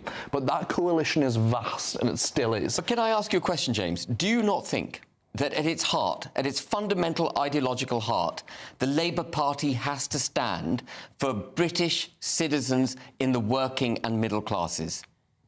It has to stand for everybody. It has to stand for its electorate. Does it have to stand for British, emphasis on British citizens in the working and middle classes, or is it standing for some greater global community? It's not a greater global community. What does the Labour Party We'll never agree on for? this because it's a fundamental difference about how the world works. But I believe that the Labour Party represents British people and British values, and it will stand to be a British government, and it will be in power. The thing the Labour Party has done is reform itself in recent years. In that sense, you know. And are you going to be making overtures to reform now? The Tory party needs to do the same, and some time in opposition will serve it well. Do you think so? I think so. I think it'll serve it well. The risk is they go over to Ben's. More optimistic than many Conservatives. I think, sadly, the Labour Party of yesteryear is a party I could almost support in many respects. I'm afraid the current Labour Party is a wishy-washy, centrist, pro-EU, globalist, high taxation, high state intervention, dependency, wealth redistribution, but isn't that the beauty of democracy, then? It's not for you, it's for me. Yes. And it's for people who believe in those values. I don't think we'll be saying Blairite Ben anytime soon. No. Right, folks, let's talk about this story. English courts are in talks to abandon compulsory wigs for barristers. You'll know which wigs I mean, amid claims that they're culturally insensitive. It's understood that the judiciary is poised, we've got them up there on screen now, they're poised to update their court dress code following complaints by some barristers that those traditional headpieces discriminate against those with Afro-Caribbean hair. Let's see what my panel make of that. Ben, I'm sick of all of this, right? I'm sick of being told that things are culturally insensitive when they've been there for such a long time. They weren't brought about in the name of being racist or any of that nonsense. How much has to be overturned and scrapped in the name of tackling cultural insensitivity? Yeah, so let's just redefine that for a second. We're now experiencing the emergence of a term called global majority. Have you heard Yes, and the National Trust said that. Yeah, the National Trust. So the global majority is a mechanism by which they can give legitimacy to the promotion of minorities over and above the majority in this country. So they say, well, they may not be the majority in this country, but they're the global majority, which comes back to where Labour, I think, has gone so wrong. I don't want to come back to that. I mean, but, you know, so it seems, and this is woke, this is the promotion of minority interests, whether they be ethnic, religious, sexual preferences, gender ideology, whatever it is, any kind of minority interest over and above and to the detriment of the majority. And here we have, I think the story came about because there's a black barrister who had an afro, joined the legal profession and wanted the wig taken away because his hair was an integral part of his identity. I mean, get over yourself. Yeah, I know. Yeah. You know. Well, I thought that. Am I wrong? Yeah. I couldn't disagree more, I'm afraid. It's just about making the world more accessible and more comfortable for everyone. And I don't see what is wrong with that. I don't subscribe to this view that we're somehow curtailing other people's rights or freedoms by getting rid of wigs that nobody cares about. Do you care when you're in court that you're whatever you're in court for, Darren? I'm not got any court coming up, but if you're in court and you're being represented by a barrister, do you care what he's wearing? Do you Absolutely, care what's on his I want to head? know that he respects tradition and culture. Okay. Well, but you could choose a barrister, I'm sure, who would represent those absolutely, values. I will. However, the wig and the headpiece that they've got on, it represents a different age, a different era, and of course Conservatives are in love with this notion of that heritage and tradition. For the rest of us, we couldn't care less. But James, that's an inherent and integral and critical component of being British. Where do you draw the line? But where do you draw the line? Because you want to throw everything public out. Executions were tradition. No. Do we want to go back to that? No one is suggesting that we have public executions, but I think we've got to be very, very careful about eschewing every part of our cultural heritage in the pursuit of this levelling of the playing field, which, by the way, is not the levelling of the playing field. Pandering to minority interests is tipping the playing field against the majority. And the reason it's happening, and it's driven by immigration, is because we've got multiculturalism which is not settled in the United Kingdom. And so to try and have a swing at settling multiculturalism, a broken society, what we're doing is celebrating and promoting minority interests to the detriment of the settled majority. It's not driven by immigration because you've just referenced their sexual preference, and that is not something that comes into the UK from elsewhere. They get on the bandwagon. It's part of the same bandwagon. It's like decolonising the English language. It's like claiming all This is like the idea of cultural Marxism. You're kind of grouping everything together. Sexual preference, immigration, skin colour, all into the same basket and calling it woke and saying, I don't want to change any of my ways. I don't want to change the way I do things to make anything more comfortable for somebody else. So would you say the wig is racist? No, of course I wouldn't say it's racist. Well, that's I just say if there is somebody with a different hair type to you and I saying that it is incompatible with their hair type, then maybe we'll listen to them. Because he wants to have his own person on show. How do you know that? He wants to be the star of the show. We don't know, but there are so many extra things with Afro-Caribbean hair and Afro-Caribbean hair that aren't catered to in Britain. Thank you very much for that, James Matheson, and Ben Habib there before him. Now, folks, for all the best analysis and opinion on that story and more, you can go to our website, gbnews.com. Now, folks, it's the Great British Giveaway. Today, we are giving away a lovely little white wig. No, I'm joking. It's your chance, folks, to win £20,000 cash in time for summer. What would you spend it on? A dream holiday, get the garden done, or perhaps treat the family? Well, you have to hurry because time is ticking on your chance to make it yours. Here's how. It's the biggest cash prize we've given away to date. An incredible £20,000 that you could use however you like. And because it's totally tax-free, every single penny will be in your bank account to do whatever you like with. £20,000 in tax-free cash really could be yours this summer. Hurry, you've got to be in it to win it. For another chance to win £20,000 in tax-free cash, text WIN to 63232. Text costs £2 plus one standard network rate message. Or post your name and number to GB05, PO Box 8690, Derby DE1 9TT. UK only. Entrance must be 18 or over. Lines close at 5 p.m. on the 31st of May. Full terms and privacy notice at gbnews.com/win. Please check the closing time if listening or watching on demand. Good luck. You're with me, Darren Grimes, on GB News Sunday. Lots more coming up on today's show. Were the Tories wrong to oust Boris? Nadeem Zahawi seems to think so. He was the former Chancellor and he says that the Conservatives were wrong to kick out Johnson when they did, and called the former PM the most consequential leader since Thatcher. I want to know, is he right? All of that and more to come. You're with GB News, we're Britain's news channel.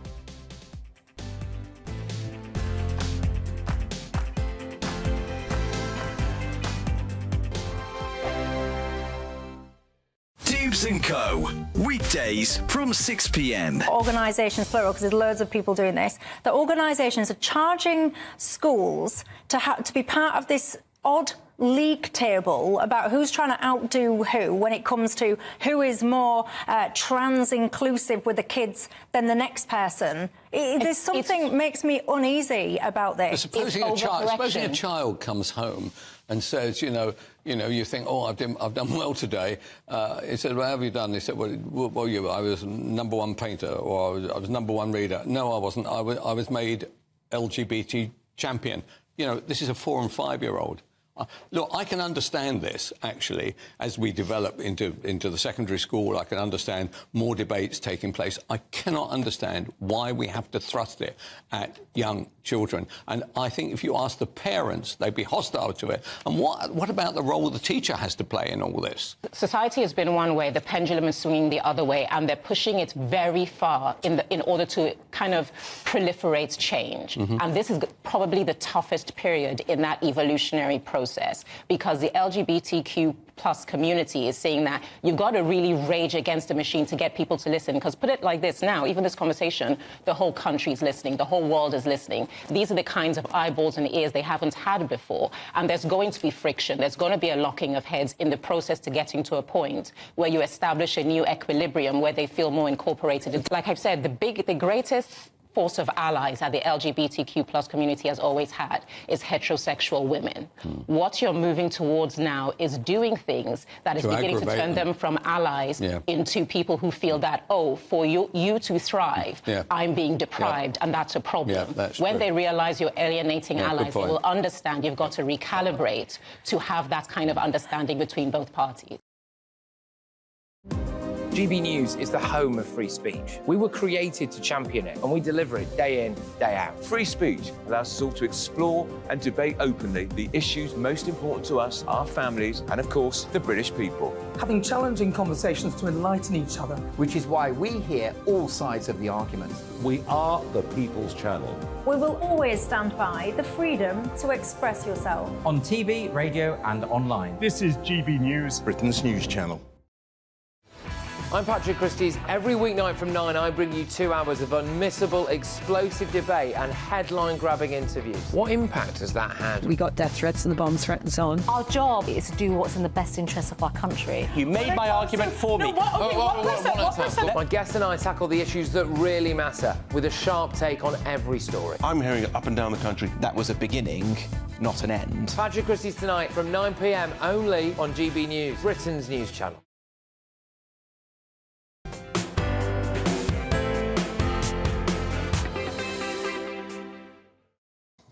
Welcome back to GB News Sunday with me, Darren Grimes, on your TV, online and on digital radio.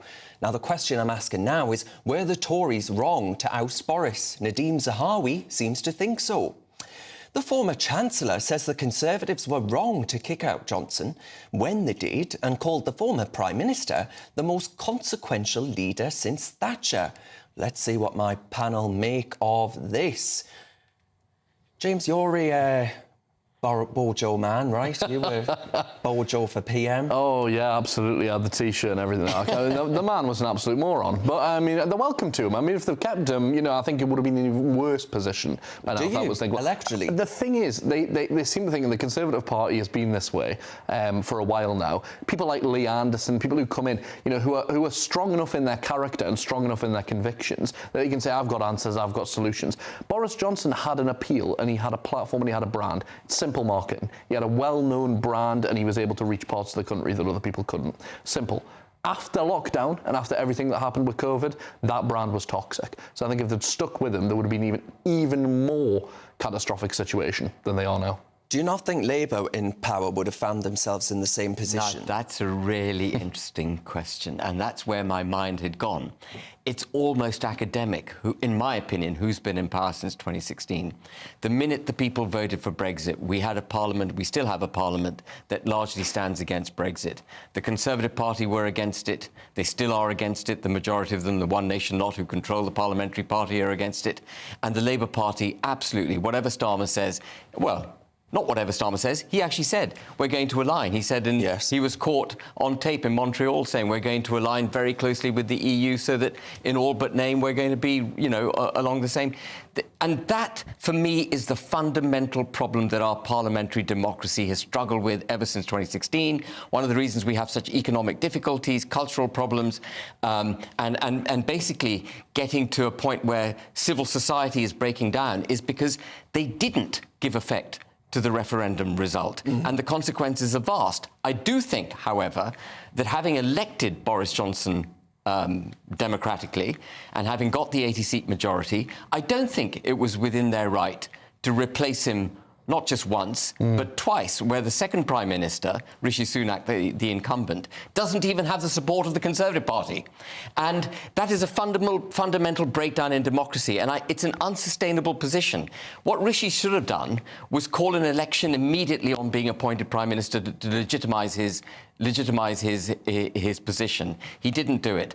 Boris, I shared James's point there. Boris, I'm afraid, is wonderful a character as he may be, his ability to communicate, he is hopeless at any kind of ideological direction, and then having a plan and the ability to deliver that ideology. And I don't think he's a Brexiteer either. I think it comes back to a fundamental question, which is, in our political system, we have this strange duality going on where to get elected and to be somebody who's good at getting elected, you have to be one kind of character, and to be good at running a country, you've got to be a different kind. You've got to be a different kind of character. How do you do both, you know? So Boris Johnson, the showman, the performer, of course he was good at winning elections. That's no surprise. But running a country? I mean, we saw what happened. But can you imagine Boris going up against Sir Keir Starmer? I would like to watch that election. Make mincemeat of Keir Starmer. I mean, Keir Starmer hasn't got a position, has he? Keir Starmer's basic approach to policy making is, well, you know, we won't change anything too much. Well, Benny has got a position, but he's taken more positions than the Kama Sutra, dare I say. True. You know, well, he flip-flops, but, you know, he's trying to curry favour with every constituency in the country in order to get elected. You know, he's donning himself now in Thatcherite. Yes. Talking about how great Said she was Thatcher great, yes. And James agrees, of course. You see Union Jacks everywhere, and we're never going back into the EU, and taxation won't go up. But, of course, we know all of that's nonsense. We know taxation will go up under the Labour government. We know that he doesn't believe in Margaret Thatcher. We know that we will get strikes with the NHS. We'll have even We've got strikes. We've got strikes. And they'll go on. Exactly. I remember Sadiq Khan saying, under my mayoralty, there will be no strikes. The unions will, you know, step into line with me. They'll be my friend. Of course, there have been strikes. Yeah. Several of them throughout his time in office.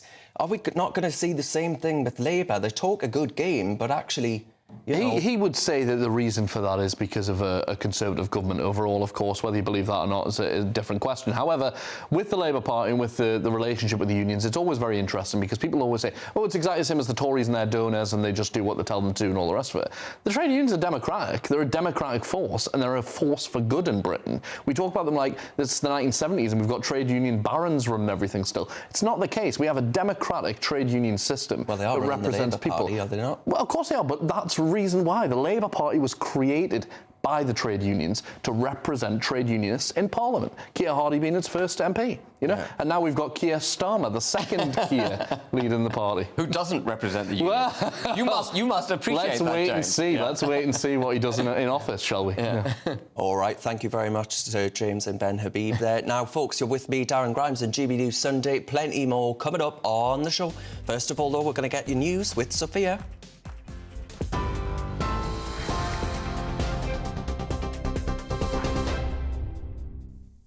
Darren, thank you. It's 2:31. I'm Sophia Wensler in the GB newsroom.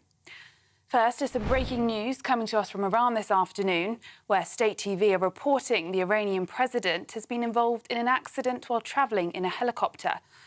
There are limited details at this stage, but one media outlet suggests the aircraft made what's being described as a hard landing. President Ibrahim Raisi was a passenger in one helicopter, which was travelling in a group of 3. And we'll bring you more on that as we get it.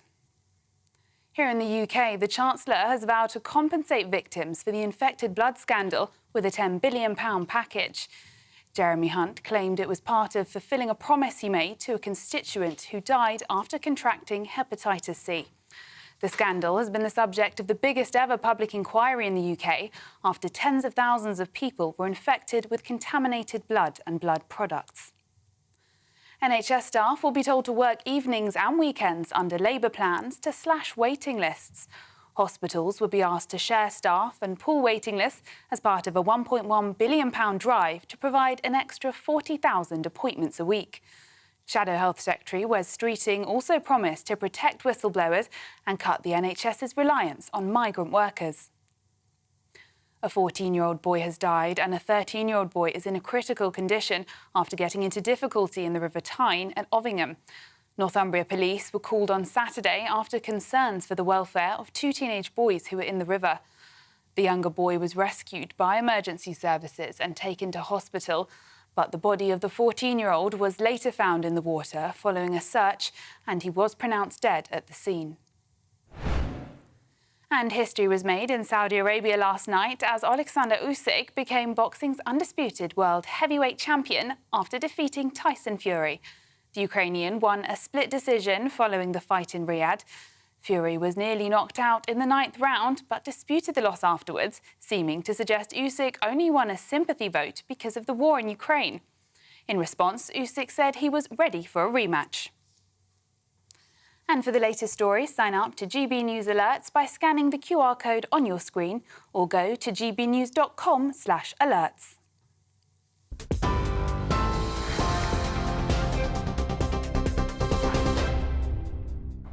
Thank you very much, Sophia. Now, folks, there's plenty more coming up on today's show, but before I tell you what we've lined up for you, Nana Aqua's show is on later at 3 o'clock, and she joins us now. Nana, what's coming up on your show later on? Well, I've got Adam Brooks and also Nigel Nelson. They're going to be going head-to-head in the clash. But I have a mystery guest. I can give you one big clue as to who she is. She was the mayoral Conservative candidate for London. I'll say no more. But she's on. We'll be talking to her about everything, including that tweet from Wes Streeting, because Wes is talking about the NHS, and we're asking whether you think that Labour are actually good and are going to save the NHS. Are they the government that can look after and save the NHS? They've been saying some good things, but then it's easy to speak in opposition, isn't it, when you don't actually have to do anything? But yeah, so we're going to have a robust debate and lots of things to talk about today. It is indeed, Nana. And, of course, Emily Carver took Wes Streeting to task on that tweet earlier this morning. So we'll look forward to that one. Thank you very much to Nana. Now, remember, folks, you can let me know your thoughts on all of the stories we've been discussing today by visiting gbnews.com/yoursay. Join the conversation there or message me on our socials. We're at GB News. Now, Coming up on today's show, some schools in England are now sending police to the homes of children who are persistently absent, warning their parents that they may go to prison if their child's attendance doesn't improve. All of that and more to come. You're with me, Darren Grimes, on GB News, Britain's news channel.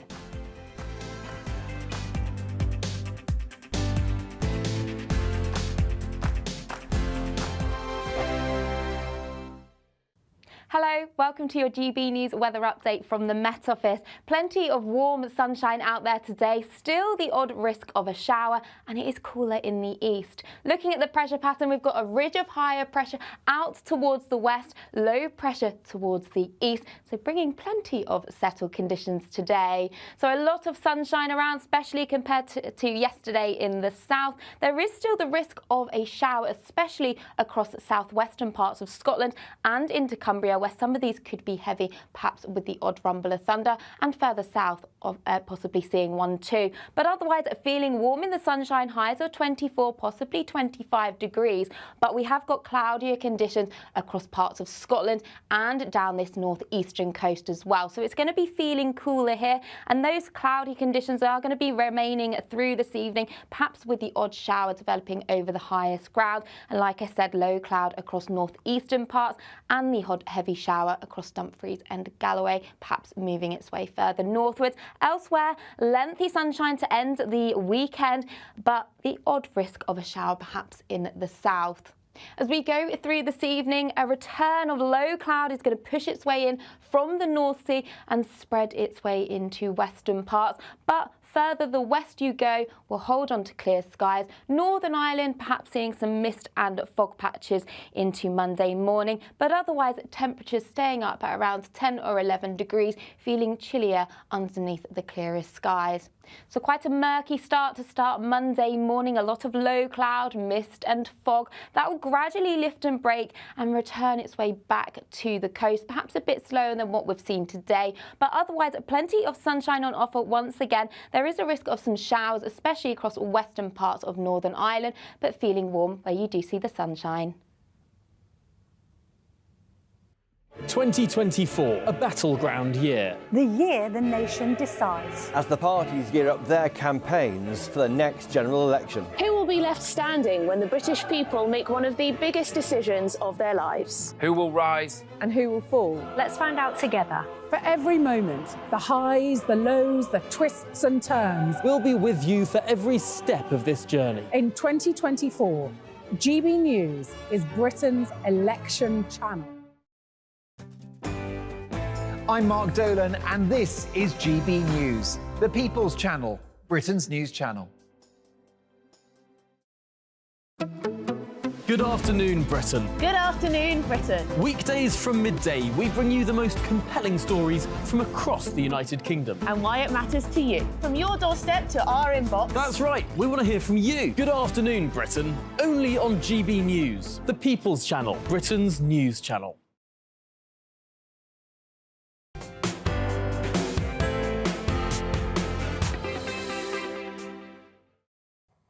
Welcome back to GB News Sunday with me, Darren Grimes, on your TV, online and on digital radio. Now, some schools in England are now sending police officers to the homes of children who are persistently absent, or warning them that their parents may go to prison if their attendance doesn't improve. Now, head teachers say they're now under intense pressure from the government to turn around the crisis in attendance, with a record 150,000 children at state schools classed as severely absent in 2022 to 23. Let's see what my panel make of this. I'm still joined by, of course, Ben Habib and James Mathewson.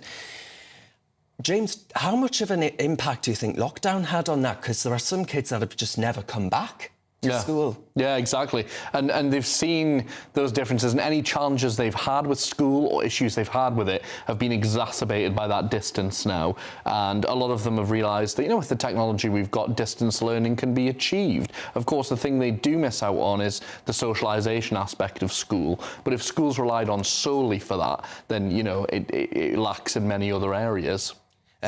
Stephen's written in, and Stephen says, how can they send parents of truant children to prison when they're so overcrowded that they have to let the current criminals out early? Yeah, I know. I mean, the whole thing's nonsense. And, of course, if you imprison parents, then the children definitely won't be going to school, and there'll be another burden on the state. They'll have to go into some sort of orphanage or state care of some description or foster home. I mean, none of that can be good or sensible. I mean, what we've got is a breakdown in society again, and we're seeing this not just with schooling, we're seeing it right across the board with police criminality. I mean, for goodness sake, why are the police going to parents when we've got knife crime up 30% in the last 3 years? You know, weed, as we were saying, you know, everywhere across our streets.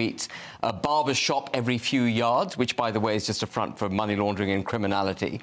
And the police should not be doing this. They should not be policing our thoughts, etc. But what we need is a belief in the schooling system by parents, so that they understand the need for Johnny and Sarah and whatever to go to school, because through school comes betterment. That's the connection that people need to have. And I think lockdowns were detrimental, because they basically said, not only do you not need to come to school, it's actually wrong to come to school, you should be at home, and we can manage this at home. And it breaks that connection. And we're seeing that with the workplace. You know, work from home is damaging our economy. It is not good for the economy. Work from home, I'm sure, is part of one of the reasons people are not coming back into the labour market in the way that they were before. You know, because the whole dependency culture, the whole culture of not having to take your personal agency into, you know, to better yourself. And that seems a theme that we're speaking about throughout this show, is the theme of personal responsibility. Absolutely. Are we actually becoming a nation of bedwetting liberals? Oh, goodness, I hope not. I hope not, really. And don't expose my secrets like that. But the thing is, when we look at schools and this whole issue with schools and whether the police come into it or not, that's a separate issue for me about what the police are asked to do and waste their time on. But the school system doesn't work for so many. And with academy chains across the country... In what way? What do you mean by the that? School system, there are kids who just don't fit into it. And it's a very... I mean, you know, Ellie Costello, you know, who presents on GBNews, she works with Square Peg, who are a charity who do fantastic work, which is, you know, that in its name, you know, Square Peg, you know, round hole. It doesn't fit. Some kids just do not fit into that system. And if you don't, then you are going to find it immensely difficult. Everybody learns in different ways. Saying that you have to learn an environment with 30 other kids in a classroom making noise isn't going to work for everyone. So, of course, there are a lot of reasons why people won't want to go to school. But it is you know, there's many factors as to why truancy happens. But to crack down on it with a stronger attitude, instead of saying, let's see how you learn, and let's see what you want to learn and why you want to learn. Nick's got some harsh words. He says, put truant kids and parents on community service wearing bright pink boiler suits labelled with truant across them. Wow. Let's bring back the dunce cap while we're at it as well, you know? But no, I mean, I think, as with so many things in society, it's not a matter of coming down with a massive jackboot or a sledgehammer to control things. It's about making sure people understand the benefits of behaving in a certain way so that they use their personal agency, so their aspiration kicks in and they want to do it. Yeah. You know, I'm going to digress completely for a second, but people say ban the marches. It's not about banning the marches. It's about creating social cohesion in the United Kingdom. It's about ditching DEI, making everyone equal, making sure that British cultural values are felt across the nation. And one of the things I do at school, for example, is to be teaching our history with pride and our great empire and the great good that we brought to the country as well as the world. If I had to sit through one of Ben's history lessons, I think I wouldn't be going to school either. I can tell you, one of the history lessons, all my history lessons when I was at school were taught to me with that, through that prism, that the United Kingdom was a hotbed of ingenuity, diversity of thought, origination, the fantastic legal system. But it's not realistic, is it? It's true, but it's true, James. There is no country in the world that is without issues and without history that is dark and issues that are, you know, we've from had the past. Our dark periods, to be able to tell the truth and to be able to say, actually, we've all committed crimes in the past. There's been issues in every country, every nation across the world. If they all go to school being told that we need to put reparations aside for the crimes of our forefathers. But that's not, Ben. They come out of school with their heads being held. To school. They hold their heads. No, but we're talking a bigger subject. subject, a very important subject. Right, I'm gonna stop you there, because after the break we will be talking about British traditions. So you've sort of segued quite neatly onto that there. So we'll see that after the break. Folks, you're with me, Darren Grimes, on GB News Sunday. Coming up on the show, the Balmoral show ended yesterday after drawing thousands of visitors from across the UK and Ireland. But are these sorts of celebrations dying out across the country? I'm asking, should celebrating British culture actually happen more often than it does? All of that and more to come. You're with GB News, Britain's news channel.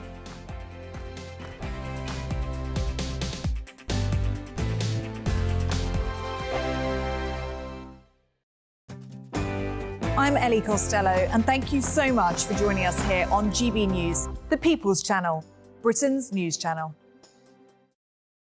In the GB newsroom, we bring you the news as it happens. With our team of dedicated journalists across the UK, GB News brings you accurate reporting of the day's topical agenda. When the news breaks, wherever and whenever it's happening, we'll be there. This is GB News, the People's Channel, Britain's news channel. Free Speech Nation, Sunday nights from 7 p.m.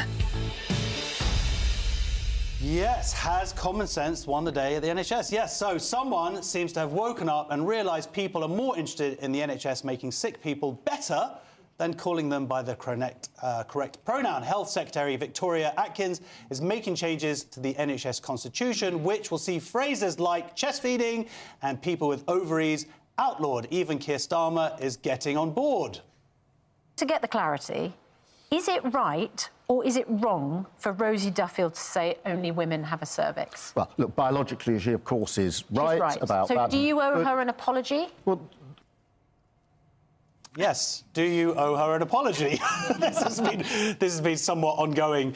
But actually, Cressida, the NHS constitution, my understanding is it has to be changed or ratified by the Health Secretary every 10 years. Yeah. So it feels like this is coming more from the government and not actually coming from the NHS at all.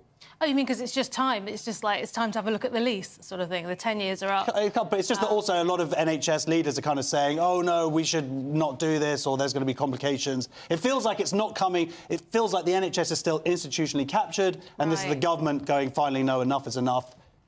Sex matters. Right, yeah. So, OK, so I said there was nothing Rishi could do. I mean, this helps, doesn't it? It's time. It's time. That was fun watching that. I'd like that to have gone on a bit longer. I think the bit I was really going to enjoy was when he did or didn't give his apology. That's what I'd like to Well, also, I think they should have just brought Rosie Duffield in. We've got Rosie here! Oh, fantastic. Yes, like a sort of 90s Cilla Black. Yeah. Brilliant. Yeah. Matthew, tonight, I'm Rosie Duff. Yes. I'm dry ice. Surprise. What's the question? Has common sense prevailed? Well, yes, but you say it's got... That's my fear of it. If you want your news to be straight talking... This is a nightmare for the Conservatives again. Down to earth. It's not just Nottingham where this is happening, is it? And most importantly, honest. Hard-working, middle-class taxpayers, they'll get their book thrown at them. Then catch me, Martin Daubney, Monday to Friday, 3 till 6 p.m. on GB News, Britain's news channel. I'm Camilla Tominey. This is GB News, Britain's election channel.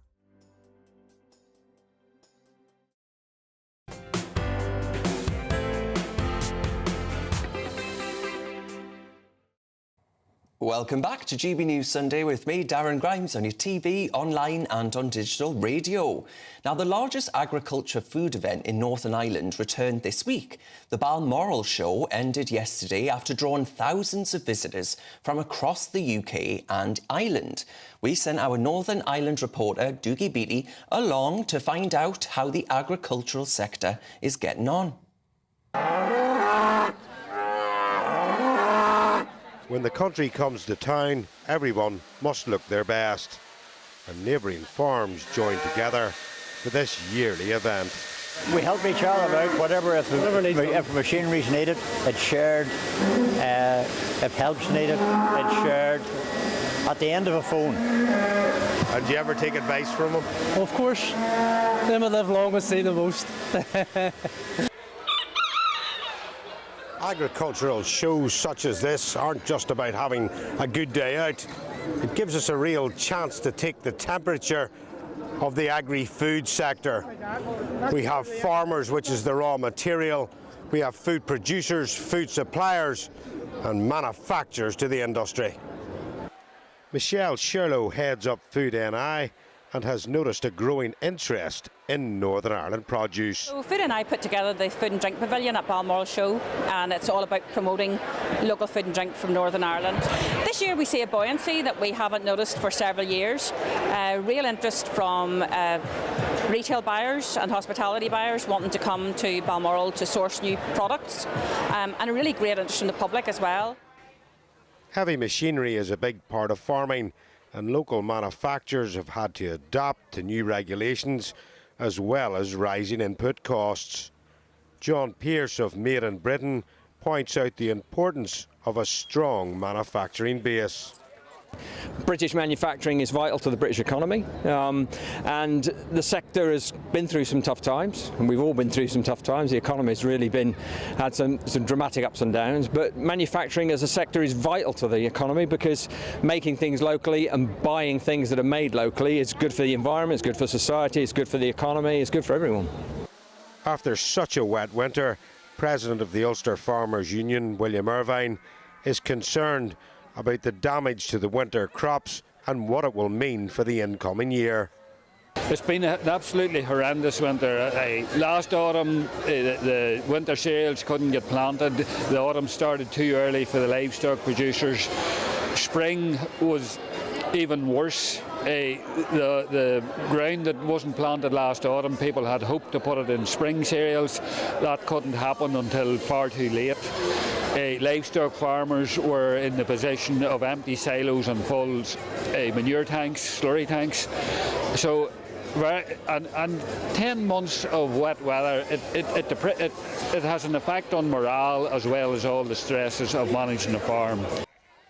The show does have a lighter side, and it gives a chance for both young and old to get up close to Northern Ireland's largest industry. I've been coming for 6 years. What's your favourite animals? The sheep, because just the way the sheep shearing contest goes, I just think it's really, really good. Come every year to the Balmoral Show, which is a fantastic show, and it's local. And we have Herefords on show as well today. To GBD, GB News at the Balmoral Show. Now, James Mathewson and Ben Habib are still with me in the studio. James, do we need to be doing more to celebrate British culture? I think we do. I think we have a wonderful culture. Where I come from, we have the Glendale Show, the Alwynton Show, and up in Edinburgh, we have the Highland Show as well. So these shows aren't going anywhere anytime soon, and I think they're celebrating the turnout with them. Shows you they are. Ben Habib? I don't think we're doing enough. I think we should do a lot more for British culture, and I think we need to export British culture, frankly. You know, it's a wonderful thing. We as I was saying earlier, we had one of the greatest empires on earth, and that was in part as a result of our culture. We should be proud of it. Oh, well, that's the same, yeah. Fisticuffs after the show. There is a problem, isn't there, with the left viewing the country as bad, and then therefore there is a problem on the left of that, because people can fall into that attitude of being like everything's wrong if something's wrong, but we still have to be critical about the parts that we should be critical about. All right, James Mathewson there and Ben Habib, thank you very much to the two of them for being with me today. Now, you've also been with me, Darren Grimes, on GB News Sunday. I thank you very much for doing so. Don't go anywhere though, because there's plenty more coming up on GB News today. In just a moment, it's Fiery Debate with Nana Akua, and at 6 p.m, it's the one and only Neil Oliver with Free Speech Nation at 7 and Mark Dolan tonight at 9 p.m. Thank you so much for joining me this afternoon. Don't go anywhere. As I say, Nana's up next. First of all, here's your weather with Catherine. Looks like things are heating up. Boxed boilers, sponsors of weather on GB News. Hello, welcome welcome to your GB News weather update from the Met Office. For the rest of today, we've still got some warm sunshine on offer. The risk of the odd shower, but feeling cooler in the east. We've got a ridge of higher pressure extending out towards the west. That's bringing in the settled conditions through much of today with light winds as indicated by the isobars. Otherwise, plenty of late evening sunshine on offer today. Any showers across southwestern parts of Scotland and Cumbria fading away into the evening. Otherwise, we've got a return of low cloud coming in from the North Sea and pushing its way further towards the west. Clearest skies further the west you go, but low cloud, mist and fog perhaps developing across Northern Ireland. Temperatures around 10 or 11, but feeling cooler underneath the clearest skies. So quite a murky start on Monday morning, especially further east that you go. So across Scotland, northeastern coasts as well, holding a lot of low cloud, mist and fog. But further the west, bright skies to start the day. Northern Ireland, like I said, some low cloud, mist and fog should lift and break. And then low cloud really lingering across parts of the southeast. Brighter skies further the west you go and dry too. So through the rest of Monday morning, low cloud, mist and fog should start lifting, breaking and burning its way back to coastlines. Might be a little bit slower than what we've seen on today, but otherwise plenty of sunny spells on offer. The risk of some heavy showers, especially across western parts of Northern Ireland. Elsewhere, feeling perhaps a little bit cooler than what we saw on the weekend, but otherwise still feeling warm in the sunshine. As we go through the rest of Monday evening, any cloud generally breaking away, still with the risk of some heavy showers across western parts of Northern Ireland, perhaps developing across the south too. Otherwise, Tuesday, Wednesday and Thursday, turning unsettled, showers or perhaps some longer spells of rain. That warm feeling inside from Boxed Boilers, sponsors of weather on GB News. It's the biggest cash prize we've given away to date. An incredible £20,000 that you could use however you like. And because it's totally tax-free, every single penny will be in your bank account to do whatever you like with. £20,000 in tax-free cash really could be yours this summer. Hurry, you've got to be in it to win it. For another chance to win £20,000 in tax-free cash, text PRIZE to 63232. Text costs £2 plus one standard network rate message. Or post your name and number to GB05, PO Box 8690, Derby DE1 9TT. UK only. Entrance must be 18 or over. Lines close at 5 p.m. on the 31st of May. Full terms and privacy notice at gbnews.com/win. Please check the closing time if listening or watching on demand. Good luck. GB News is Britain's election